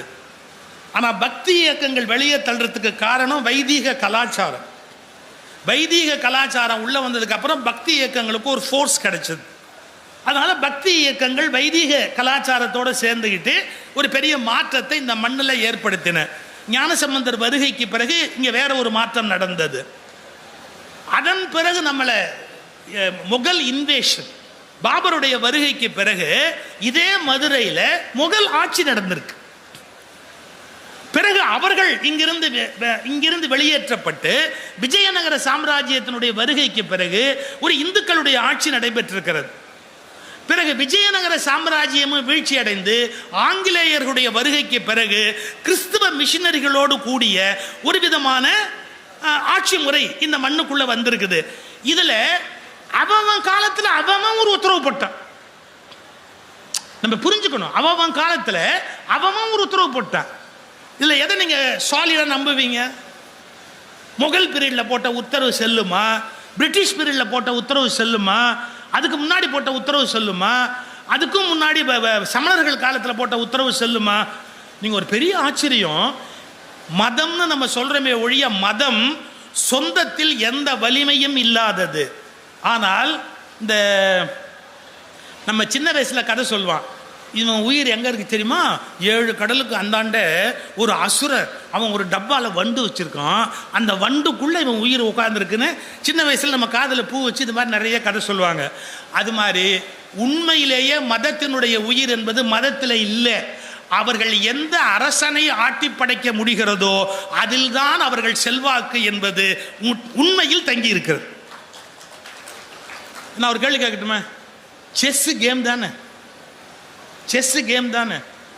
செஸ் கேம்ல கிங்னு ஒன்று இருக்கு, ரைட்டா? ஆனால் ஸ்லோவாக நவரும், ஒரு கட்டம் தான் போக முடியும், வேஸ்ட். அது இங்கிலீஷ்காரனுடைய கண்டுபிடிப்பு. அங்கே விக்டோரியா அப்படி, எலிசபெத் அப்படி, நம்ம மீனாட்சியும் அப்படிதான். நான் கூட சொன்னேன், இந்த பெண்களுக்கு மரியாதை கொடுத்தது, பெண்களுக்கு மரியாதை கொடுத்தது பிரிட்டிஷ்காரன் யாரப்படு? எலிசபெத் குயின், அவங்க ஹஸ்பண்ட் கிங் இல்லை. எங்க மதுரையில் மீனாட்சி அரசி, சொக்கநாதர் அரசர் இல்லை. அவர் யாரு? இந்த அம்மாவுக்கு ஹஸ்பண்ட். இந்த அம்மாவுக்கு ஹஸ்பண்ட். போகும்போது குரூப் ஃபோட்டோ எடுத்தால் கொஞ்சம் சேர்ந்து நின்றுக்கலாம் அம்மாவோட, அவ்வளோதான் அவருக்கு அலவுடு. அவருக்கு தனியாக பட்டாபிஷேகம் கிடையாது. எங்கள் அம்மா மீனாட்சிக்கு தான் இங்கே பட்டாபிஷேகம் உண்டு. கொஞ்சம் யோசிச்சு பாருங்க, எத்தனையோ நூற்றாண்டுகளுக்கு முன்பு பெண்ணை தலைமையில் ஏற்றுக்கொண்டு ஆணை அடுத்து ஒதுக்கி வைத்த ஒரு மிகப்பெரிய பாரம்பரியம் இந்த தமிழினுடைய பாரம்பரியம். இதெல்லாம் பிரமிக்க வைக்கிற செய்தி, படிக்கணும். யுகபாரதி ஒரு புக்கை எழுதியிருக்கிறாரு வேலு நாச்சியார் பற்றி. அச்சோ, வேலு நாச்சியாருடைய அந்த வரலாறு படித்தா முத்துவடுகநாதரும் வேலு நாச்சியாரும் பிரிட்டிஷ் கவர்னர் சந்திக்கிறாங்க. அம்மா ஒளிஞ்சு நின்றுக்கிட்டாங்க, ஏன்னா பெண்கள் வெளியே வர்ற பழக்கம் கிடையாது. முத்துவடுகநாதர் அவருடைய சிலம்பு வாத்தியார் இவங்கெல்லாம் நிற்கிறாங்க. அந்த இங்கிலீஷ் கவர்னர் கேட்குறான், ஏன் எனக்கு வரி கட்டல? நான் அனுப்பிச்ச ஆளை நீ ஏன் மதிக்கலை? நான் அனுப்பிச்ச ஆளுக்கு நீ அவமரியாதை வேறு பண்ணியிருக்க, நான் உன்னை என்ன பண்ணலாம்? இங்கிலீஷில் கேட்குறான். முத்துவடுகநாதருக்கு இங்கிலீஷ் தெரியாது.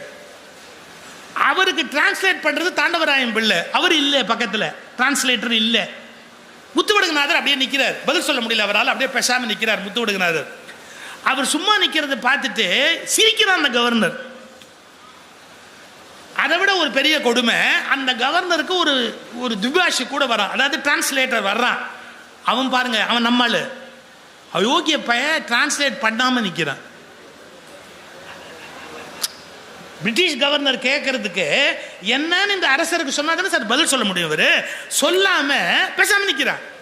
இவனை மக்கா எஸ்டாப்ளிஷ் பண்ணணும் அப்படிங்கிறதுக்காக நிற்கிறான். முத்துவடுகநாதருக்கு இங்கிலீஷ் தெரியாது, அப்படியே ஒரு மாதிரி கண்ணு கொதிக்குது அவருக்கு, இவன் என்ன சொல்றான் அப்படின்னு. அது வரைக்கும் இந்த ஜன்னலுக்கு பின்னால நின்றுகிட்டே இருந்த வீரமங்க வேலு நாச்சியார் என்ன பண்ணாங்க, முன்னாடி வந்து அந்த பிரிட்டிஷ் அந்த கவர்னரை பார்த்து ஒரு கேள்வி கேட்டாங்க. இது வேறு, நீ தான் இந்த நாட்டில் பிழைக்க வந்தவன், நீ தான் எங்க மொழியை கத்துக்கணுமே ஒழிய உன் மொழியை நாங்கள் கத்துக்கணுங்கிற அவசியம் கிடையாது. நாங்க உன் நாட்டில் பிழைக்க வரல, நாங்க எங்க நாட்டில் இருக்கிறோம், சிவகங்கை நாங்க எங்க நாட்டில் இருக்கிறோம். நீ பிழைக்க வந்தவன், நீ வாழணும்னா எங்க மொழியை கத்துக்கணும். அதை விட்டுட்டு எனக்கு எங்க ஆளுக்கு இங்கிலீஷ் தெரியாதுன்னு நீ சிரிக்க முடியாது, மறந்துடாதீங்க. இதை வேலு நாச்சியார் இங்கிலீஷ்ல தான் சொன்னாங்க. என்ன சார், எப்படி சார் படிச்சிருப்பாங்க? இது பெருசு இல்லை. இதை கேட்ட உடனே அந்த கவர்னர் ஷாக் ஆகிட்டான். என்னடா இவர் பேச மாட்டேங்கிறாரு, இவர் ஒய்ஃபு இங்கிலீஷில் அடி நிமித்துறாங்களே அப்படின்ட்டு பதறி போய் எந்திரிச்சான். அந்த கவர்னர் ஷாக் ஆகி எந்திரிச்சான். ஒரு நிமிஷம் உட்கார், இப்போ இதையே மலையாளத்தில் சொல்கிற எழுதிக்க, இதையே கன்னடத்தில் சொல்கிற எழுதிக்க, இதையே உருதுல சொல்கிற எழுதிக்க. 5 மொழிகளில் வேலு நாச்சியார் பேசி காட்டு. 5 மொழியில் பேசிட்டு இப்ப என்ன சொல்ற? நீங்க யோசிக்கணும். பெண் அந்த காலத்துல பல மொழிகளை கற்று கல்வி உள்ளவளாக, இதெல்லாம் பிரமிக்க வைக்கிற நிகழ்ச்சி இல்லையா? நான் தமிழர் வாழ்வியல்னா பழைய மரபுக்கு தான் போகணுங்கிறது இல்லை. சங்க காலத்திலேருந்து இன்னை வரைக்கும் வாங்க சார், பெண்ணுக்கு கல்வி இல்லை இப்ப கொடுக்கலங்கிறான். நீங்க சங்க இலக்கியத்தில் போய் பார்த்தீங்கன்னா பெண்பால் புலவர்கள் எவ்வளவு பேரு? அவ்வை நடராஜனுடைய PhD தீசிஸ் என்ன தெரியுமா? சங்ககால பெண்பால் புலவர்கள். டாக்டர் அவ்வை நடராஜனுடைய PhD தீசிஸ் சங்ககால பெண்பால் புலவர்கள் லிஸ்ட் பண்றார். எவ்வளவு பெண்பால் புலவர்கள், யார் யாரு என்னென்ன பாடி இருக்கிறாங்கன்னு. ஏன் சார், கவிதை எழுதுவதற்குரிய அளவுக்கு ஒரு பெண் வளர்ந்திருக்கிறான்னா அவ எவ்வளவு மொழி அறிவும் ஆளுமையும் உடைய ஒருத்தியா இருந்திருக்க முடியும்? நீங்க இன்னைக்கு எடுத்தா கூட 4-5 கவிஞர்களுக்கு மேலே பெண் கவிஞர் எடுக்க முடியாது. ஆனா சங்க காலத்துல அவ்வளவு பெண் கவிஞர்கள் உலகத்தில் இருந்திருக்கிறாங்க. அப்போ இந்த மொழியில பெண்ணை அடிமைப்படுத்துகிற வழக்கம் கிடையாது, பெண்ணை செகண்டரியா ட்ரீட் பண்ற வழக்கம் கிடையாது. ஆப்பிரிக்க பழங்குடியிலிருந்து வளர்ச்சி அடைந்த சமூகத்தில் பெண்ணை குறைவாக நடத்த முடியாது, தெரிஞ்சுக்குங்க. ஆப்பிரிக்க பழங்குடி மக்கள்லேருந்து மேலோங்கி வந்த சமூக இனத்துல ஒருபோதும் பெண்ணை குறைவாக நினைக்க முடியாது. இது தாய்வழி சமூகம் பெறுவார். அப்ப நம்ம பெண்ணுக்கு உரிய மரியாதை கொடுத்திருக்கிறோம், அதன்படி நடக்க வேணுங்கிற வரன்முறை வைத்திருக்கிறோம். பெருவாரியா நம்முடைய காவல் தெய்வங்கள் முழுக்க பெண் தெய்வங்கள். அதுவும் தோப்பா எழுதுறாரு. தோப்பா ரொம்ப நுட்பமா ஒன்று எழுதுறாரு. காவல் தெய்வங்கள் எல்லாம் பெண் தெய்வமா இருக்கு 90%. அது கண்ணு இமைக்க முடியாதபடி பெருசா திறந்தே வச்சிருக்கோம். காவல் தெய்வம் கண்ணு மூடலாமா? காவல்காரர் கண்ணமைக்கலாமா? அதனால்தான் நம்முடைய எல்லா பெண் தெய்வங்களும் காவல் தெய்வங்களும் கண் இமைக்காது, 2 திரிசூலத்தோடு இருக்கும். ஏன்னா எதிரி வந்தா கொல்றதுக்கு வேண்டிய வலிமையான ஆயுதம். அதை விட ரொம்ப முக்கியமான விஷயம், யாரும் வருத்தப்படக்கூடாது, காவலுக்கு இருக்கிற பெண் தெய்வங்கள் வடக்கு நோக்கி இருக்கும். ஏன் வடக்கு நோக்கினா ஆபத்து எப்போதுமே தமிழனுக்கு வடக்கேந்து தான் வரும் அப்படிங்கிறத இன்னைக்கு நேற்றுக்கு இல்லை, ஆரம்பத்திலே எழுதி வச்சுட்டு. அதனால்தான் தமிழ்நாட்டில் இருக்கிற காவல் தெய்வங்கள் வடக்கு நோக்கிய எந்த கோயிலுக்கு போனாலும் கொற்றவை சன்னதி எங்க இருக்குன்னு தெரியுங்களா? சிவனுடைய கோட்டத்தில் வடக்க தான் இருக்கணும். துர்க்கையினுடைய சன்னதி, கொற்றவையோட சன்னதி வடக்கு நோக்கி இருக்கணும். இதெல்லாம் ஒரு கணக்கு இருக்கு. ஏன்னா இந்த இனம் துன்பப்படுகிற போது அதற்கான ஒரு காவல் தெய்வத்தை உண்டு பண்ணி வைக்கிற போது அதன் விளைவு.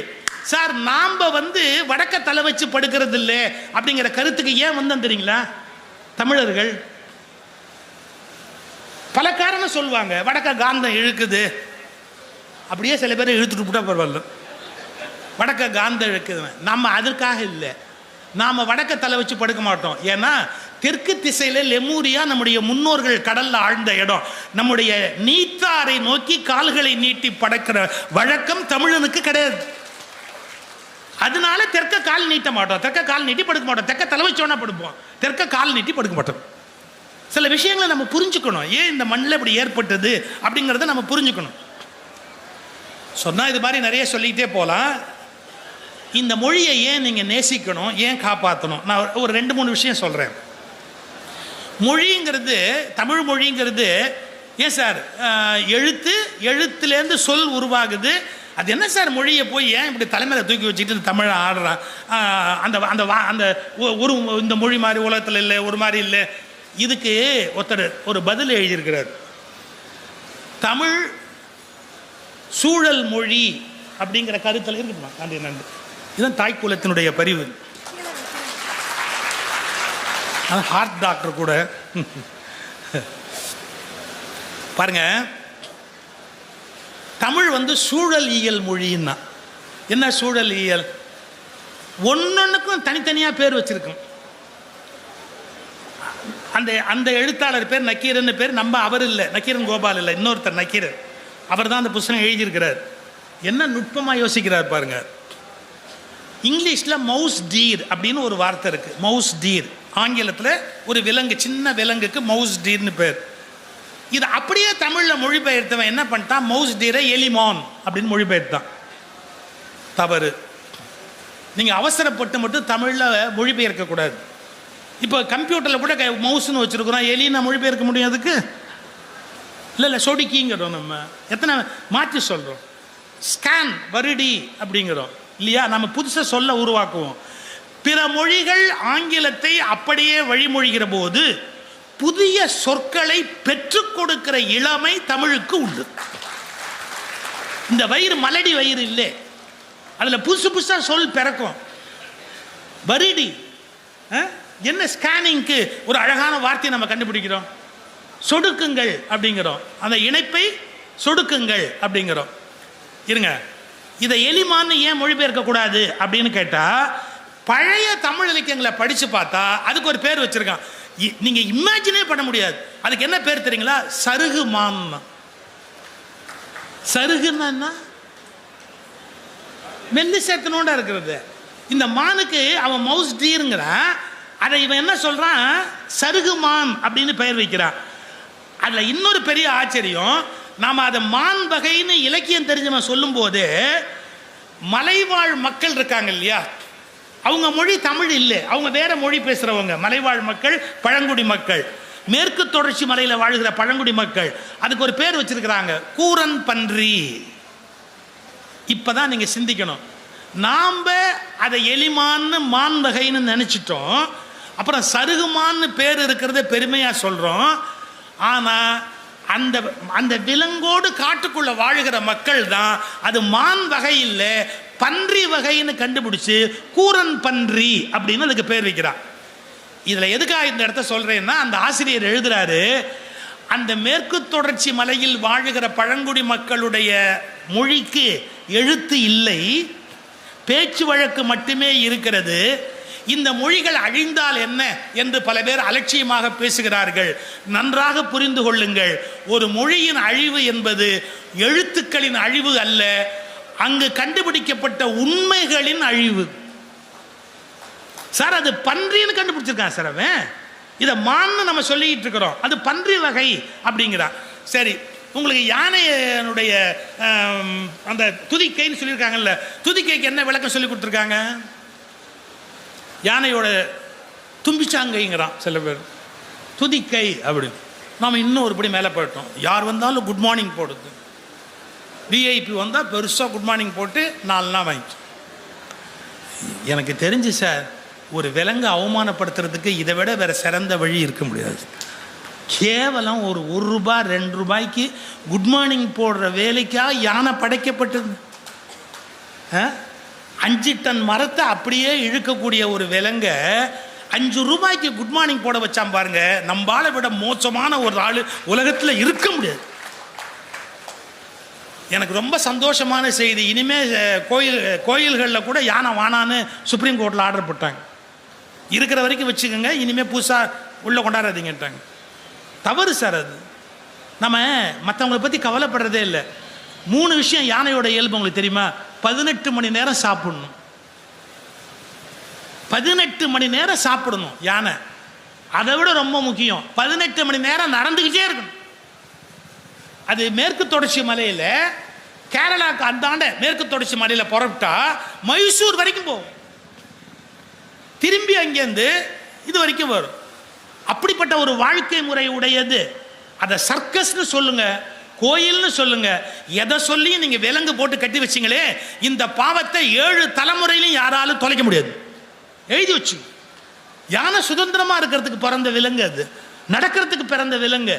அதை கூட கட்டி வச்சுக்கிறது, குட் மார்னிங் போட வைக்கிறதா தப்பு. அதெல்லாம் பாவத்தில் பெரிய பாவம். அதை விட அதோட மேட்டிங் சீசன் இருக்கு இல்லையா, அது இணையும். அது டிசைட் பண்ணணும். அது டிசைட் பண்ணணும். அந்த காலத்துக்கு ஏற்ற போது அதை இணையணும். நம்ம படுபாவிங்க அதை பிரித்து கொண்டாந்து இங்கே வச்சு, இந்த நாம் பண்ணுற பாவம் இருக்கு. யானைக்கு மட்டும் பேசக்கூடிய சக்தி இருந்ததுன்னு வச்சுங்க, சுப்ரீம் கோர்ட்டில் போய் நின்று நம்மளெல்லாம் உண்டு இல்லைன்னு ஆக்கிது. நல்ல வேளை கடைசியாக ஜட்ஜஸ் பார்த்து இனிமேல் இந்த மாதிரி இம்சை பண்ணாதீங்க, யானைகளெல்லாம் கொண்டாந்து இப்படிலாம் பண்ணி கொடுமைப்படுத்தாதீங்கன்னு ஆர்டர் போட்டாங்க. அது அப்படியே இருக்கட்டும். யானையோட கைக்கு நீங்கள் என்ன சொல்கிறீங்க? துதிக்கை அப்படின்னு ஒரு சொல் இருக்கு. நம்ம ஒரு இன்டர்பிரேஷன் கொடுத்துருக்கோம். துதிப்பதற்காகவே அந்த கை இருப்பதால் அது துதிக்கை. அடுத்தவனை கும்பிட்டே வாழ வேண்டியது நம்ம தலையை எழுத்துப்பா. நான் கூட அடிக்கடி சொல்றது, சில பேர் அவன் கையை நம்பி வாழ்வான், சில பேர் அடுத்தவன் காலை நம்பி வாழ்வான். அடுத்தவன் காலை நம்பி வாழக்கூடாது, நம்ம கையை நம்பி வாழணும். யானை துதிக்கை எவ்வளோ பலமானது. துதிக்கையால் ஒரு ஊசியை எடுக்கும், 1.5 டன் மரத்தை எடுக்கும். ஊசியை எடுக்கக்கூடியதால யாராலையும் அவ்வளோ பெரிய மரத்தை எடுக்க முடியாது. மரத்தை எடுக்கக்கூடிய விஷயத்தால் ஊசி எடுக்க முடியாது. யானைக்கு மட்டும் அந்த ஸ்பெஷல் குவாலிட்டி உண்டு. இப்போ சொல்லட்டுமா, அந்த யானையினுடைய கைக்கு என்ன பேர்னா தும்பிக்கைன்னு ஒரு பேர் இருக்குல்ல.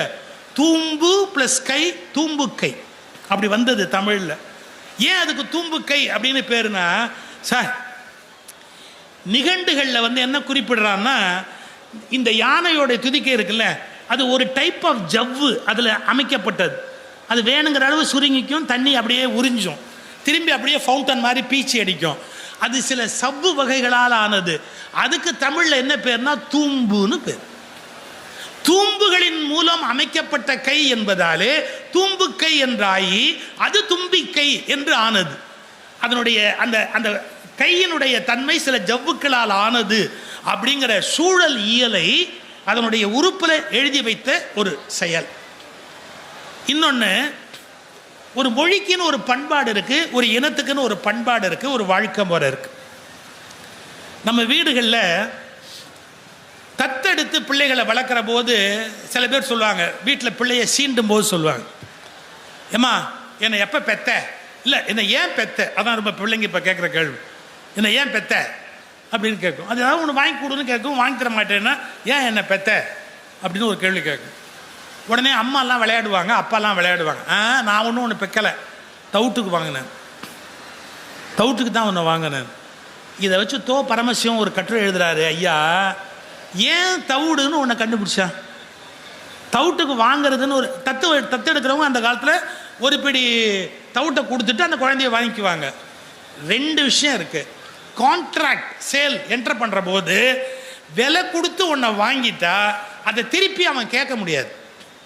இப்போ நீங்கள் எனக்கு ஒரு பொருளை ஃப்ரீயாக கொடுக்குறீங்கன்னு வச்சுங்க, திருப்பி நீங்கள் நான் தான் அன்றைக்கி சும்மா தானே கொடுத்த கொண்டா அப்படின்னு கேட்கலாம். ஆனால் உங்ககிட்டேருந்து நீங்கள் ஒரு விலை எங்கிட்டேருந்து வாங்கிட்டீங்கன்னா நீங்கள் எங்கிட்டேருந்து வாங்க முடியாது. லீகல் ரைட்டு எனக்கு வந்துடுது ஆச்சுங்களா. அப்போ ஏதாவது ஒரு விலை கொடுக்கணும். ஆனால் இப்போ யோசிச்சு பாருங்க, ஒரு குழந்தைக்கு 50 ரூபா 100 ரூபான்னு பணத்தை கொடுத்து வாங்கிட்டா அந்த பெத்தவங்களுக்கு என்ன மரியாதை இருக்கு? மனுஷனாயாவன் பிள்ளைய பெற்று 500 ரூபாய்க்கு வித்துட்டான், பிள்ளைய பெற்று 5 லட்சத்துக்கு வித்துட்டான், உலகம் பழிக்கும். என்ன அர்த்தம்னா, வாங்குகிறவன் உரிமையையும் கெடுக்காமல் தருகிறவன் பெருமையையும் கெடுக்காமல் தவுட்டுக்கு வாங்கிக்கிறது. ஏன்னா தர்றவன் தவுடு ஒரு பெரிய விஷயமா, விலை கிடையாது. ஆனா வாங்குறவனுக்கு உரிமை வந்துடுது. இதனால தான் தவுட்டுக்கு கொடுக்குற பழக்கம். இது ஒரு சின்ன பழக்கம், இந்த மண்ணுக்குள்ள இருக்கிற ஒரு வாழ்வியல் கல்ச்சர். தவுட்டுக்கு வாங்கினேன், உண்மை தவுட்டுக்கு தான் வாங்குவாங்க. நான் ஒன்று ஆரம்பித்தேன், நடுவில் நிறுத்திட்டேன், எங்கேயோ வேறு இடத்துக்கு போயிட்டேன். செஸ் பற்றி சொன்னேன், இப்போ மறுபடியும் அதுக்கே வரேன். செஸ் ஆட்டம் இங்கே வந்ததுக்கு எப்படி வந்தது, எதுலேருந்து வந்தது அப்படின்னு. ரொம்ப ஆரம்ப காலத்தில் நாம் வேட்டை சமூகம், காட்டில் வேட்டையாடி என்ன விலங்கு கிடைக்குதோ அதை சாப்பிடும். நீங்கள் எப்போவாவது வாய்ப்பு இருந்தால் அனிமல் பிளானட் பாருங்கள், யூடியூப்பில் போய் விலங்குகளுடைய வாழ்க்கையை பாருங்கள், பரிதாபமாக இருக்கும். காலையில் எந்திரிச்ச உடனே அது உணவு தேடி தான் வெளியே போகணும். ரெண்டே விஷயம், ஒன்று அது எதுக்காவது உணவாயிடணும், இல்லை ஏதோ ஒன்று அதுக்கு உணவாயிடணும். இதை தவிர வாழ்க்கையே கிடையாது. காலைல ஏஞ்சதுலேருந்து இத்தினோண்டு உயிர்லேருந்து அது எவ்வளோ பெரிய உயிராக இருந்தாலும் உணவு தேடி புறப்படும். ஒன்று அது உணவாயிடும், இல்லாட்டி இன்னொன்று தின்னுபிட்டு வந்து படுத்துக்கும். ஆச்சுங்களா? இந்த விலங்கு வேட்டை ஆடி நம்ம முன்னோர்கள் வாழ்ந்தாங்க, ரொம்ப பழைய வழக்கம். இந்த வேட்டை சமூகத்தில் நம்ம பொழுது போகாமல் உட்கார்ந்துருக்கிற போது ஒரு விளையாட்டு விளையாடணுங்கிற போது என்ன மாதிரி விளையாடலான்னு யோசிக்கிறோம். அப்போ நம்ம என்ன பண்ணுறோம், ஆடு, புல்லுக்கட்டு, புலி, இதை வச்சு ஒரு விளையாட்டு விளையாட ஆரம்பிக்கிறோம். ஏன்னா ஆடுகளை நம்ம காப்பாற்றி ஆகணும். பிறகு புலி வந்து அதை தின்னுடும். ஆடுகளை காப்பாற்றுறதுக்கு புல்லையும் காப்பாற்றி ஆகணும். நம்ம கொடுக்குற நேரத்தில் அது கரெக்டாக சாப்பிடணும். நாம் அதை விளையாடுவோம். இப்படி ஒரு முக்கோணம் போட்டு, இப்படி ஒரு முக்கோணம் போட்டு, இந்த ஆடு புலி ஆட்டம் அப்படின்னு சொல்லி நம்ம ஒன்று விளையாடுவோம். என்ன ரிசர்ச்சில் சொல்கிறான், வேட்டை சமூகமாக இருந்தபோது உண்டான ஆடு புலி ஆட்டம் தான் பிற்காலத்தில் சதுரங்கமாக மாறியது. ஏன்னா வேட்டை சமூகத்தில் இந்த விளையாட்டு அது செஸ்ஸா மாறுது. எப்போ ராஜா குடிப்படை அவருக்கு எல்லாம் உண்டாயிடுச்சு இல்லையா, அப்போ ஆடுபுலி ஆட்டம் என்பது இன்னும் நவீனமயப்படுத்தப்படுகிறது. அப்போ உண்டாகக்கூடியது சதுரங்கம். சரி, சதுரங்கத்துக்கு தமிழ் ஏதாவது பேர் இருக்குதா அப்படின்னு கேட்டா இருக்கு. வைணவ பக்தி இலக்கியங்கள்ல இருக்கு. என்ன, ஆனைக்கொப்புன்னு பேர். எப்படி ஆனைக்கொப்பு? அதுக்கு ஏன் ஆனைக்கொப்புன்னு பேர் சதுரங்கத்துக்கு? தந்தத்தில் வச்சு தான் விளையாடுவாங்க அரசர்கள். ஆனையோட கொம்புலேருந்து செய்யப்படுவதால அதுக்கு பேர் ஆனைக்கொப்புன்னு சதுரங்கத்துக்கு பேர் வச்சாங்க. இப்போ நான் அந்த பழைய விஷயம் நினைவு வந்துருச்சு சொல்கிறேன்.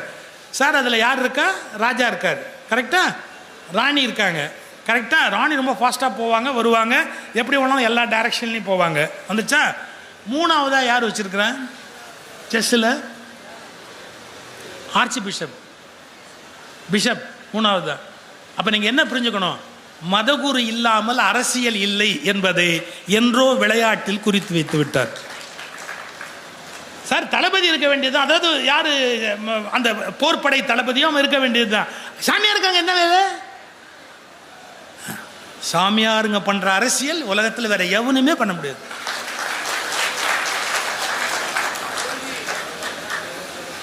ஒரு அரசன்னு சொன்னா அவன் பின்னாடி ஒரு யூனிட் இருக்கும். எல்லா மதங்கள்லையுமே, டேக் இட் ஃப்ரம் மீ, எல்லா மதங்கள்லையுமே ஒவ்வொரு மத குரு பின்னாடி போய் உட்காந்துக்குவாங்க. ஸ்ட்ரைட்டா பவருக்கு வர மாட்டாங்க. எவன் பவருக்கு வந்தாலும் அவங்க ஆட்டி வைப்பாங்க. ஏன்னா ஒரு பயம் இருக்கும். பாரு, உன் ஆயுசு வளரணும்னா அதுக்கு ஒரு யாகம் பண்ணணும், பண்ணுங்க, கண்ட்ரோல் வந்தாச்சு. உனக்கு 3வது மனைவி கல்யாணம் பண்ணா ஆட்சி நீளும், கணக்கு இருக்கு. நீ சில பேர் 2ஆம் கல்யாணம் 3ஆம் கல்யாணம் எல்லாம் பண்ணாங்கல்ல, காரணமே மனைவி ஜாதகத்தை பார்த்துட்டு தான். அவளுக்கு மகாராணி யோகம் இருக்குதான், அதனால அவள் அது கண்டிப்பாக ஜெயிச்சு வரத்துக்கு வாய்ப்பு இருக்கிறதால இவர் எலெக்ஷனில் ஜெயிச்சு பவருக்கு வந்துடுவார்னு. இதே மாதிரி கணக்கு பார்த்து கல்யாணம் பண்ணவங்களாம் இருக்காங்க, ஜாதகத்தை பார்த்து கல்யாணம் பண்ணவங்களாம் இருக்கிறாங்க உலகத்தில். சரி, அதை அப்படியே விட்டுருங்க, நம்ம போனால் அது வேற எங்கேயா போயிடும். நான் சொல்ல வந்த செய்தி இவ்வளவு தான். மத குருமார்களுக்கு ஒரு அரசுக்கு பின்னால் இருந்து ஆட்டி வைக்கக்கூடிய சக்தி உண்டு. இதை சதுரங்க விளையாட்டில் வச்சிருக்கிறான். எனக்கு அது இன்னும் புரியவே இல்லை. சிப்பாய் இருக்கிறான், சேனாதிபதி இருக்கிறான், அமைச்சர் இருக்கிறார், எல்லாம் புரியுது. அங்கே ஏன் ஒரு மதகுரு உட்கார்ந்துருக்கிறாரு, பிஷப் அப்படின்னு ஒன்று வச்சிருக்கிறாரு அந்த இடத்துக்குள்ள. அப்போ எந்த அரசியலும் ஒரு மதகுருவினுடைய அந்த கட்டுப்பாட்டுக்கு கீழே வருகிறது என்பதை விளக்கக்கூடிய ஒரு விளையாட்டு அது அப்படியே இருக்கட்டும். இப்போ நம்ம பழைய விஷயங்களுக்கு போகும்போது நான் ஒரு 2 செய்தி, ஏன்னா நான் சொல்கிற சில செய்தி நான் வெளியில் சொன்ன பல செய்திகளை பல பேர் குறை சொன்னாங்க, அவங்களுக்கு நான் புரிய வைக்கிறதுக்காக இப்போ சொல்கிறேன். முருக வழிபாடு, சுப்பிரமணியர் வழிபாடு, இது இணைந்த வழிபாடுன்னு நான் ஒரு தடவை பேசினேன். இவர் விவரம் இல்லாமல் பேசுகிறார். மன்னிச்சுக்கங்க, 400 புஸ்தகம் படிக்காமல் நாங்கள் பேச மாட்டோம். 400 புஸ்தகம் படிக்காமல் நாங்கள் பேச மாட்டோம்.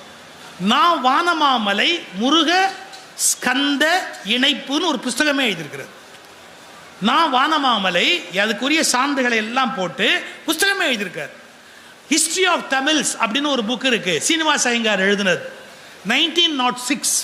அவர் ஹிஸ்டரி ப்ரொஃபஸர். அவர் சீனிவாச ஐயங்கார், மறந்துடாதீங்க. அவர் எழுதுகிற போது இந்த கருத்தை எழுதுறார். இப்போ அவருடைய வார்த்தையிலேருந்து நான் முருக வழிபாடு பற்றிய ஒரு 2 செய்தியை அவங்க முன்னாடி படக்கிறேன். சங்க காலத்தின் கடைசி பகுதியிலேயே, எப்படிங்க, சங்க காலத்தின் கடைசி பகுதியிலேயே தமிழருடைய தனி தமிழ் தெய்வமான முருகனை, எப்படி தனித்தமிழ் தெய்வமான முருகனை வட ஆரிய தெய்வமாகிய கார்த்திகேயனோடு ஒப்புமை உடைய தெய்வமாக போற்றும் வழக்கம் உண்டாயிற்று. சிவனுடைய மகனாக 6 முகமும் 12 கையும் உடைய குகனாக தேவ சேனாதிபதியாக தமிழ்கடவுளான முருகன் கருதப்பட்டான். திருமுருகாற்றுப்படை என்னும் பாடலில்தான் ஆரிய கடவுளான சுப்பிரமணியனோடு தொடர்பு படுத்தி முருகன் சுட்டப்படுகிறான். வானோர் தானை தலைவன், அந்தணர் வெறுக்கை, மங்கையர் கணவன், அறுவர் பயந்த ஆரமர் செல்வன் என்று ஆறுமுக கடவுள் பிறப்பு பற்றிய செய்தியை நக்கீரர் குறிப்பிடுகிறார். இதையே சிற்சில மாற்றங்களோடு கார்த்திகேயனின் பிறப்பை பற்றிய வரலாற்றை காலத்தால் மிகவும் பிற்பட்ட பரிபாடலிலும் சேர்த்து பேசப்படுகிறது. இது 2 நம்ம சொல்லும் போது என்ன கோவப்படுறாங்க, 2 வழிபாடு இணைஞ்சதுன்னு சொன்னா சொல்லாத மூடுவாய சொல்லாத. வரலாறு சரியா தெரிஞ்சாதான் நம்ம புரிஞ்சுக்க முடியும். இது 2 இணைந்த வழிபாடு. இப்போ நான் ஒரே ஒரு கேள்வி கேட்குறேன். முருக வழிபாட்டுக்கும் சுப்பிரமணியருடைய வழிபாட்டுக்கும் இடையில இருக்கிற மிகப்பெரிய சிக்கல் என்னன்னு கேட்டால், முருகனுடைய வேலை பற்றி அருணகிரிநாதர் வேல் வகுப்புன்னு ஒரு பகுதி எழுதுறார். அந்த வேல் வகுப்புங்கிற நூல் எடுத்து பாருங்க. அந்த வேல்ல எது மாலையா தொங்குதுன்னு எழுதுறார். அந்த வேல்ல எது மாலை தெரியுமா? எதிரிகளுடைய குடல். எதிரிகளுடைய குடல் மாலையா தொங்குது. அதுல என்னென்ன இருக்குன்னு கேட்டான், ரத்தம், மாமிசம் இவற்றினுடைய அந்த வாசம் வீசக்கூடிய வேல் எழுதுறார். யார் எழுதுறார்? அருணகிரிநாதர் எழுதுறார். அப்ப நம்ம புரிஞ்சுக்கணுமா இல்லையா? முருகனுடைய வேல் என்பது மாமிசத்தோடு தொடர்புடையதாக தமிழ் இலக்கியங்களில் பேசப்பட்டிருக்கிறது. இப்ப என்ன ஒரு குழப்பம் பண்றாங்க, சைவ அசைவத்தையும் கோயில் வழிபாட்டையும் குழப்பி அகங்காரத்தால் அவங்கவுங்க நினைச்சதை சாதிக்கணும்னு நினைக்கிறாங்க. தயவுசெய்து அப்படி நினைக்காதீங்க. வரலாற்றை பொறுமையா படிங்க. எப்படி இருந்தது, ஒரு 3000 வருஷத்துக்கு முன்னாடி இருந்த வழிபாட்டு முறை என்ன, 2000 வருஷத்துக்கு முன்னாடி இருந்த வழிபாட்டு முறை என்ன, 700 வருஷத்துக்கு முன்னாடி இருந்த வழிபாட்டு முறை என்ன, 300 வருஷத்துக்கு முன்னாடி இருந்த வழிபாட்டு முறை என்ன, இதை நீங்க வரலாற்றை புரிஞ்சுக்கிட்டு படிச்சாதானே நம்ம பிரச்சனைகள்லேருந்து வெளியே வர முடியும். இன்னும் சொல்ல போனா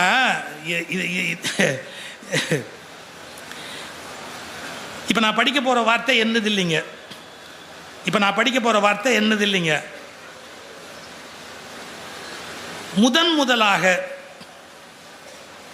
முதன் முதலாக ஆரியமயமாக்கப்பட்ட முருகனின் திருக்கோயிலில், இந்த வார்த்தை அப்புறம் யாருதுன்னு சொல்றேன், முதலாக ஆரியமயமாக்கப்பட்ட முருகனின் திருக்கோயிலில் திருநெல்வேலி மாவட்டத்தில் உள்ள திருச்செந்தூர் தான் முதல் திருக்கோயில். சூரசம்ஹாரம் அங்கே தான் நடக்குது. நம்ம மெர்ச்சி பண்றோம். தேவசேனாதிபதியா கொண்டாந்து முருகப்பெருமான சுப்பிரமணியராவும் இங்கே தமிழ்ல இருந்த முருகனையும் நம்ம இணைக்கிறோம். நான் என்ன சொல்ல வரேன், இப்போ அதை அறுத்துருங்கன்னு நான் சொல்லலை. இனிமே பிரிய முடியாது. நம்ம கலந்துட்டோம், எல்லாரும் சேர்ந்துட்டோம். ஒன்னே ஒன்று மட்டும் சொல்றேன், கலந்துட்டவங்கள ஒரு சில பேர் உன்னை விட நான் மேலேன்னு திமிரு பேசாது. கலந்துட்டவங்கள ஒரு சிலர் உங்களை விட நான் மேலேன்னு திமிரு பேசாது. நீங்களும் எங்களுக்கு சமமா நில்லுங்க. எங்களை விட மேலேன்னு பேசாது. எங்களை விட கீழேன்னு கூட நான் உங்களை சொல்லலை. நீங்களும் நானும் ஈக்குவலா இருக்கலாம். எங்களை விட மேலே அப்படிங்கிறத நிலநாட்ட முயற்சி பண்ணாதீங்க. இது இணைந்தது தான்ங்கிறத ஒத்துக்கிட்டா எந்த சட்ட சிக்கலும் கிடையாது, எந்த சமூக சிக்கலுமே கிடையாது. ஒரு காலத்தில் வேல் வழிபாடு மாமிசத்தோடு தொடர்புடையது. பின்னர் வந்த ஆகம வழிபாடு மாமிசங்களோடு தொடர்பு இல்லாதது. இதுலயே பல பேருக்கு தெரியலீங்க. கோர்ட்லயே இந்த விழயத்தை சொல்ல மாட்டேங்கிறாங்க. ஆகமப்படி கட்டிய கோயில் என்பது வேறு, கட்டப்பட்ட கோயிலில் ஆகமம் நுழைக்கப்பட்டது என்பது வேறு. There is a vast difference. Sir, நான் லா கிராஜுவேட். இதுக்குள்ள எவ்வளவு பெரிய வித்தியாசம் இருக்கு தெரியுங்களா? ஆகமப்படி கட்டப்பட்ட கோயில் என்றால் வேறு, கட்டப்பட்ட கோயிலில் ஆகமம் நுழைக்கப்பட்டது என்றால் பொருள் வேறு. திருப்பரங்குன்றம் கோயில் ஆகம கோயில் ஆக முடியாது. ஏன் திருப்பரங்குன்றம் ஆகம கோயில் ஆக முடியாது தெரியுங்களா? பாறையில் செதுக்கப்பட்ட உருவம் சிலை எடுத்தலுக்குரிய ஆகம இலக்கணப்படி வராது. பாறையில் செதுக்கப்பட்ட குடைவரை கோயிலுக்கு ஆகமங்கள் கிடையாது. நம்ம எல்லாம் அழிச்சாட்டியம் பண்றோம். எனக்கு என்ன தெரியுமோ அதை சொல்லுவேன், நீ மரியாதையா கேட்டுக்கோ. தப்பு. வரலாற்றை முழுமையா படிச்சு பார்த்தா அது குடைவரை கோயில், மலையில செதுக்கப்பட்ட ஒரு உருவம். குடைவரை கோயிலுக்கு ஆகமம் பொருந்துவதற்கு வழி இல்லை. பிறகு ஆகம வழிபாடை ஏற்றுக்கொண்டு விட்டோம். இப்ப நான் மாமிசத்தை உள்ள கொண்டு போங்கன்னு சொல்லல, நடக்காது, வேண்டாம். நான் அந்த அர்த்தத்துல பேச வரல. எதையும் தப்பா புரிஞ்சுக்காது. நாளைக்கு தலைப்பு செய்தி தப்பா கூட போடுவாங்க. நான் அந்த அர்த்தத்துல சொல்லல. ஆனா ஒன்ன புரிஞ்சுக்கங்க, இன்னைக்கு மாமிசம் அந்த கோயிலுக்குள்ள வேணாம். ஆனா ஒரு காலத்துல மாமிசம் இருந்ததுங்கிறத ஒத்துக்கோ. இதுல என்ன தப்பு இருக்கு? அதுக்கு நீங்க கிடையவே கிடையாது. இருந்ததுப்பா, அப்புறம் காலத்துல மாறி போச்சுப்பா. ஏன்னா சமணர்கள் வருகைக்கு பிறகு மாமிசத்துக்கு இடம் கிடையாது. பிறகு ஆகமத்தினுடைய வருகைக்கு பிறகு மாமிசத்துக்கு அங்க இடம் கிடையாது. ஸோ இதெல்லாம் பின்னால ஏற்பட்ட மாற்றங்கள், ஏற்றுக்கொள்ள தயாரா இருக்கிறோம். ஆனா வரலாற்றை ஆழமா படிச்சு நாம அதை தெரிந்து கொள்ள வேணும். இது கே பிள்ளை அப்படிங்கிற ஒருத்தரும் சீனிவாச ஐயங்காரும் அவங்களுடைய ஆராய்ச்சியை தொகுத்து தான் இந்த புத்தகம் எழுதப்படுது. கிபி 2ஆம் நூற்றாண்டு அளவில் பாருங்க, கிபி 2ஆம் நூற்றாண்டு அளவில் தமிழரின் அழகு கடவுளாகிய முருகனுடைய பண்புகளோடு, இந்த வார்த்தை யாருதுன்னு கொஞ்சம் நீங்க கவனிக்கணும். 149 பிடி சீனிவாச ஐயங்கார் வார்த்தையை கவனிச்சுக்கோங்க. யாரோட வார்த்தை? பிடி சீனிவாச ஐயங்கார். ஏன்னா இல்லாட்டி வேற யாரும் திராவிடர் கழகத்தில் சொல்லிட்டான்னு சண்டைக்கு வந்துருவாங்கல்ல. இதை எழுதுறது பிடி சீனிவாச ஐயங்கார், ஹிஸ்டரி ப்ரொஃபஸர். 1906 மெட்ராஸ் யூனிவர்சிட்டியில் அவர் எழுதின புஸ்தகம் வந்திருக்குது. அதில் எழுதுறாரு, என்ன எழுதுறாரு? தமிழரின் அழகு கடவுளாகிய முருகனுடைய பண்புகளோடு ஆரியர்களுடைய போர்க்கடவுளாகிய கார்த்திகேயனுடைய பண்புகளை இணைத்து சுப்பிரமணியன் என்னும் இந்து சமய தெய்வத்தை நம் முன்னோர்கள் உருவாக்கினார்கள். குறிஞ்சி நில கடவுளான முருகனுடைய மனைவியாகிய வள்ளியையும் கார்த்திகேயனுடைய பட்டத்தரசியாகிய தெய்வயானையையும் சுப்பிரமணிய கடவுளின் காதல் மனைவியாகவும் இல்லத்தரசியாகவும் கொண்டுள்ளனர் என்பது வரலாற்று அறிஞரின் துணிவு. எழுதியிருக்கிறவர் P T Srinivasa Iyengar, professor of history, Madras university. So நீங்க வரலாறு படிச்சா தானே தெரியும். இது இணைக்கப்பட்டதுல தகராறு பண்ணக்கூடாது. எந்தெந்த நூற்றாண்டில் எப்படி எப்படி இருந்தது அப்படிங்கிறத நம்ம புரிந்து கொண்டு அதை மேற்கொண்டு கொண்டு செலுத்துவதற்கு பழகணும். சரி, நான் வழிபாட்டை பற்றி மட்டுமே பேச விரும்பல. வழிபாட்டை தாண்டி உணவு முறை, எளிய திருமண முறை, நமக்கு பெரிய சடங்கு கிடையாது. திருமணத்தில் 5 பூதங்களை சாட்சியாக. எனக்கு பெரிய வருத்தனை தெரியுங்களா, இப்பவும் திருமணத்தில் அரசாணிக்கால் நடுறதுன்னு சொல்லி ஒரு மரத்து கிளையை உடைச்சிட்டு வந்து மண்டபத்து தூணில் கட்டி அதுக்கு மஞ்சளும் குங்குமம் வச்சு அதை தூக்கி குப்பை தொட்டில் எறிதான். இது தமிழர் மரபு அல்ல. நம்முடைய நல்லது கெட்டது எல்லாத்திலுமே தமிழர்கள் ஒரு மரத்தை நட்டு அதை வழிபட்டு அந்த மரம் வளர்ந்தால் வாழ்க்கை வளரும் என்ற நம்பிக்கையோடு வீடுகளில் மரம் நட்டு பூசித்த வழக்கம் நம்முடைய வழக்கம். இன்னும் உங்களுக்கு டவுட் இருக்குதா? நம்முடைய வேர் எங்க இருக்குது அப்படின்னா, கேரளாவில் நம்முடைய பழந்தமிழ் மரபுகளை பேணுகிற நம்முடைய மலையாள இனத்து சகோதரர்கள் இன்னும் நல்லது கெட்டது வீட்டில் நடந்தால் மரம் நட்டுதான் அந்த வழிபாட்டை செய்வார். நம்முடைய வேர் அங்க இருக்குது. நம்ம ஏன்னா அங்கேருந்து புறப்பட்டு வந்தவங்க தான். அதை நம்ம மறுக்க முடியாது. இப்படி எளிய முறை. ரெண்டாவது, பூக்களுக்கு முக்கியத்துவம் கொடுப்பது நம்முடைய வாழ்க்கை முறை. போருக்கு ஒரு பூவு, காதலுக்கு ஒரு பூவு, ஒவ்வொரு காரணத்துக்கு ஒவ்வொரு பூ மாலை அணிந்து கொள்வது. 8வது திருவிழா மீனாட்சி வேப்ப மாலை போடுவார். எங்க வேப்பம்பூல ஒரு மாலைன்னு யாராவது நினைச்சிருப்போமா? வேப்பம்பூல ஒரு மாலை இருக்குன்னு நினைச்சிருப்போமா? இந்த மதுரையில் திருவிழாவில் 8ஆம் திருவிழா அன்னைக்கு மீனாட்சி அம்மனுக்கு வேப்பம்பூல மாலை. அவள் போய் ஒரு அசுரனை சம்ஹாரம் பண்ணிட்டு திரும்பி வர்றா அப்படிங்கிறது. போருக்கு போகும்போது வேப்ப மாலை அணிவது பாண்டியர்களுடைய வழக்கம். அதை நம்ம மீனாட்சி மேலே ஏற்றி வச்சிருக்கிறோம். அந்த பழக்கத்தை கொண்டு வந்து வச்சிருக்கிறோம்.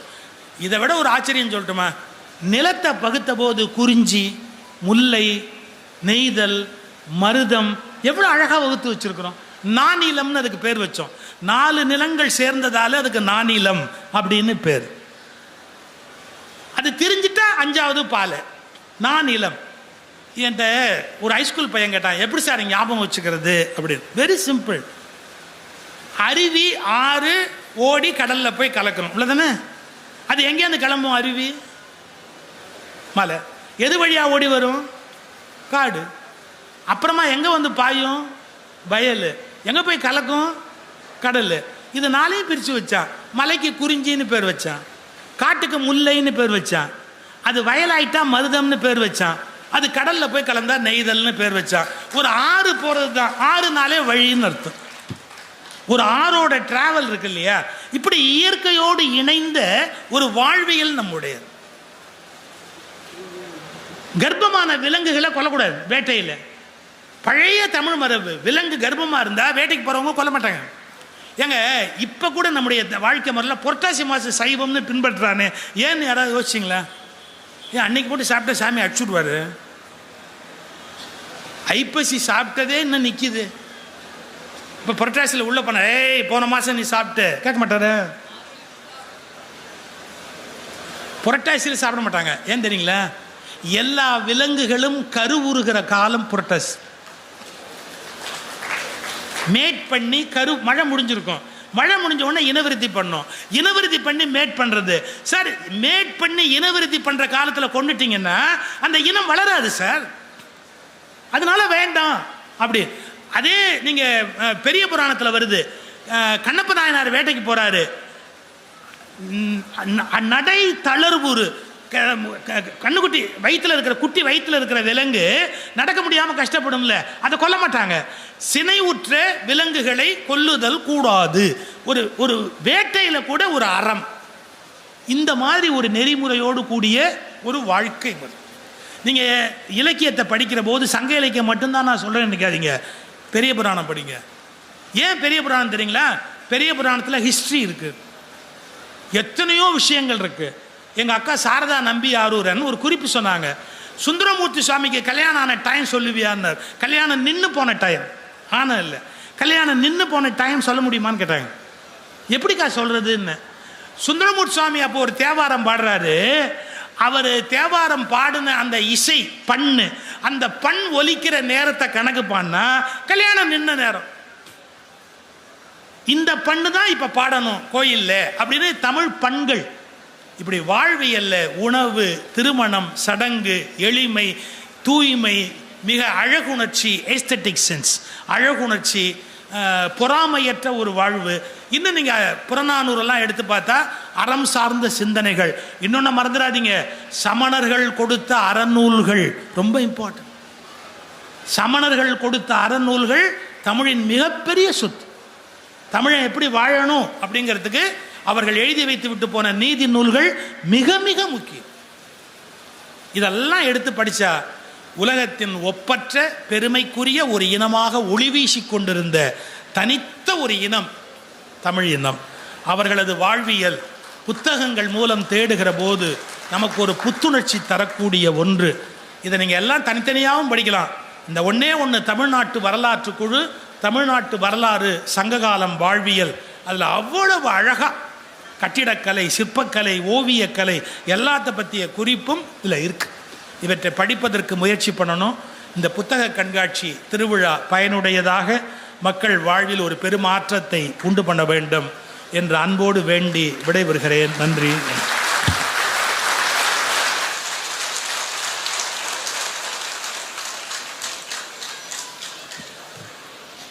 ஒரு அருமையான உரை. 2 நாட்கள் மழை பெய்தது, இன்று ஐயாவுடைய வாக்கினால் வாழ்த்து மழை பொழிந்தது அப்படின்னு சொல்லலாம். அந்த அளவுக்கு மீண்டும் ஒரு முறை மதுரை மாவட்ட நிர்வாகத்தின் சார்பாக ஒரு பெரிய கைத்தட்டல் கொடுக்கிறோம் ஐயா.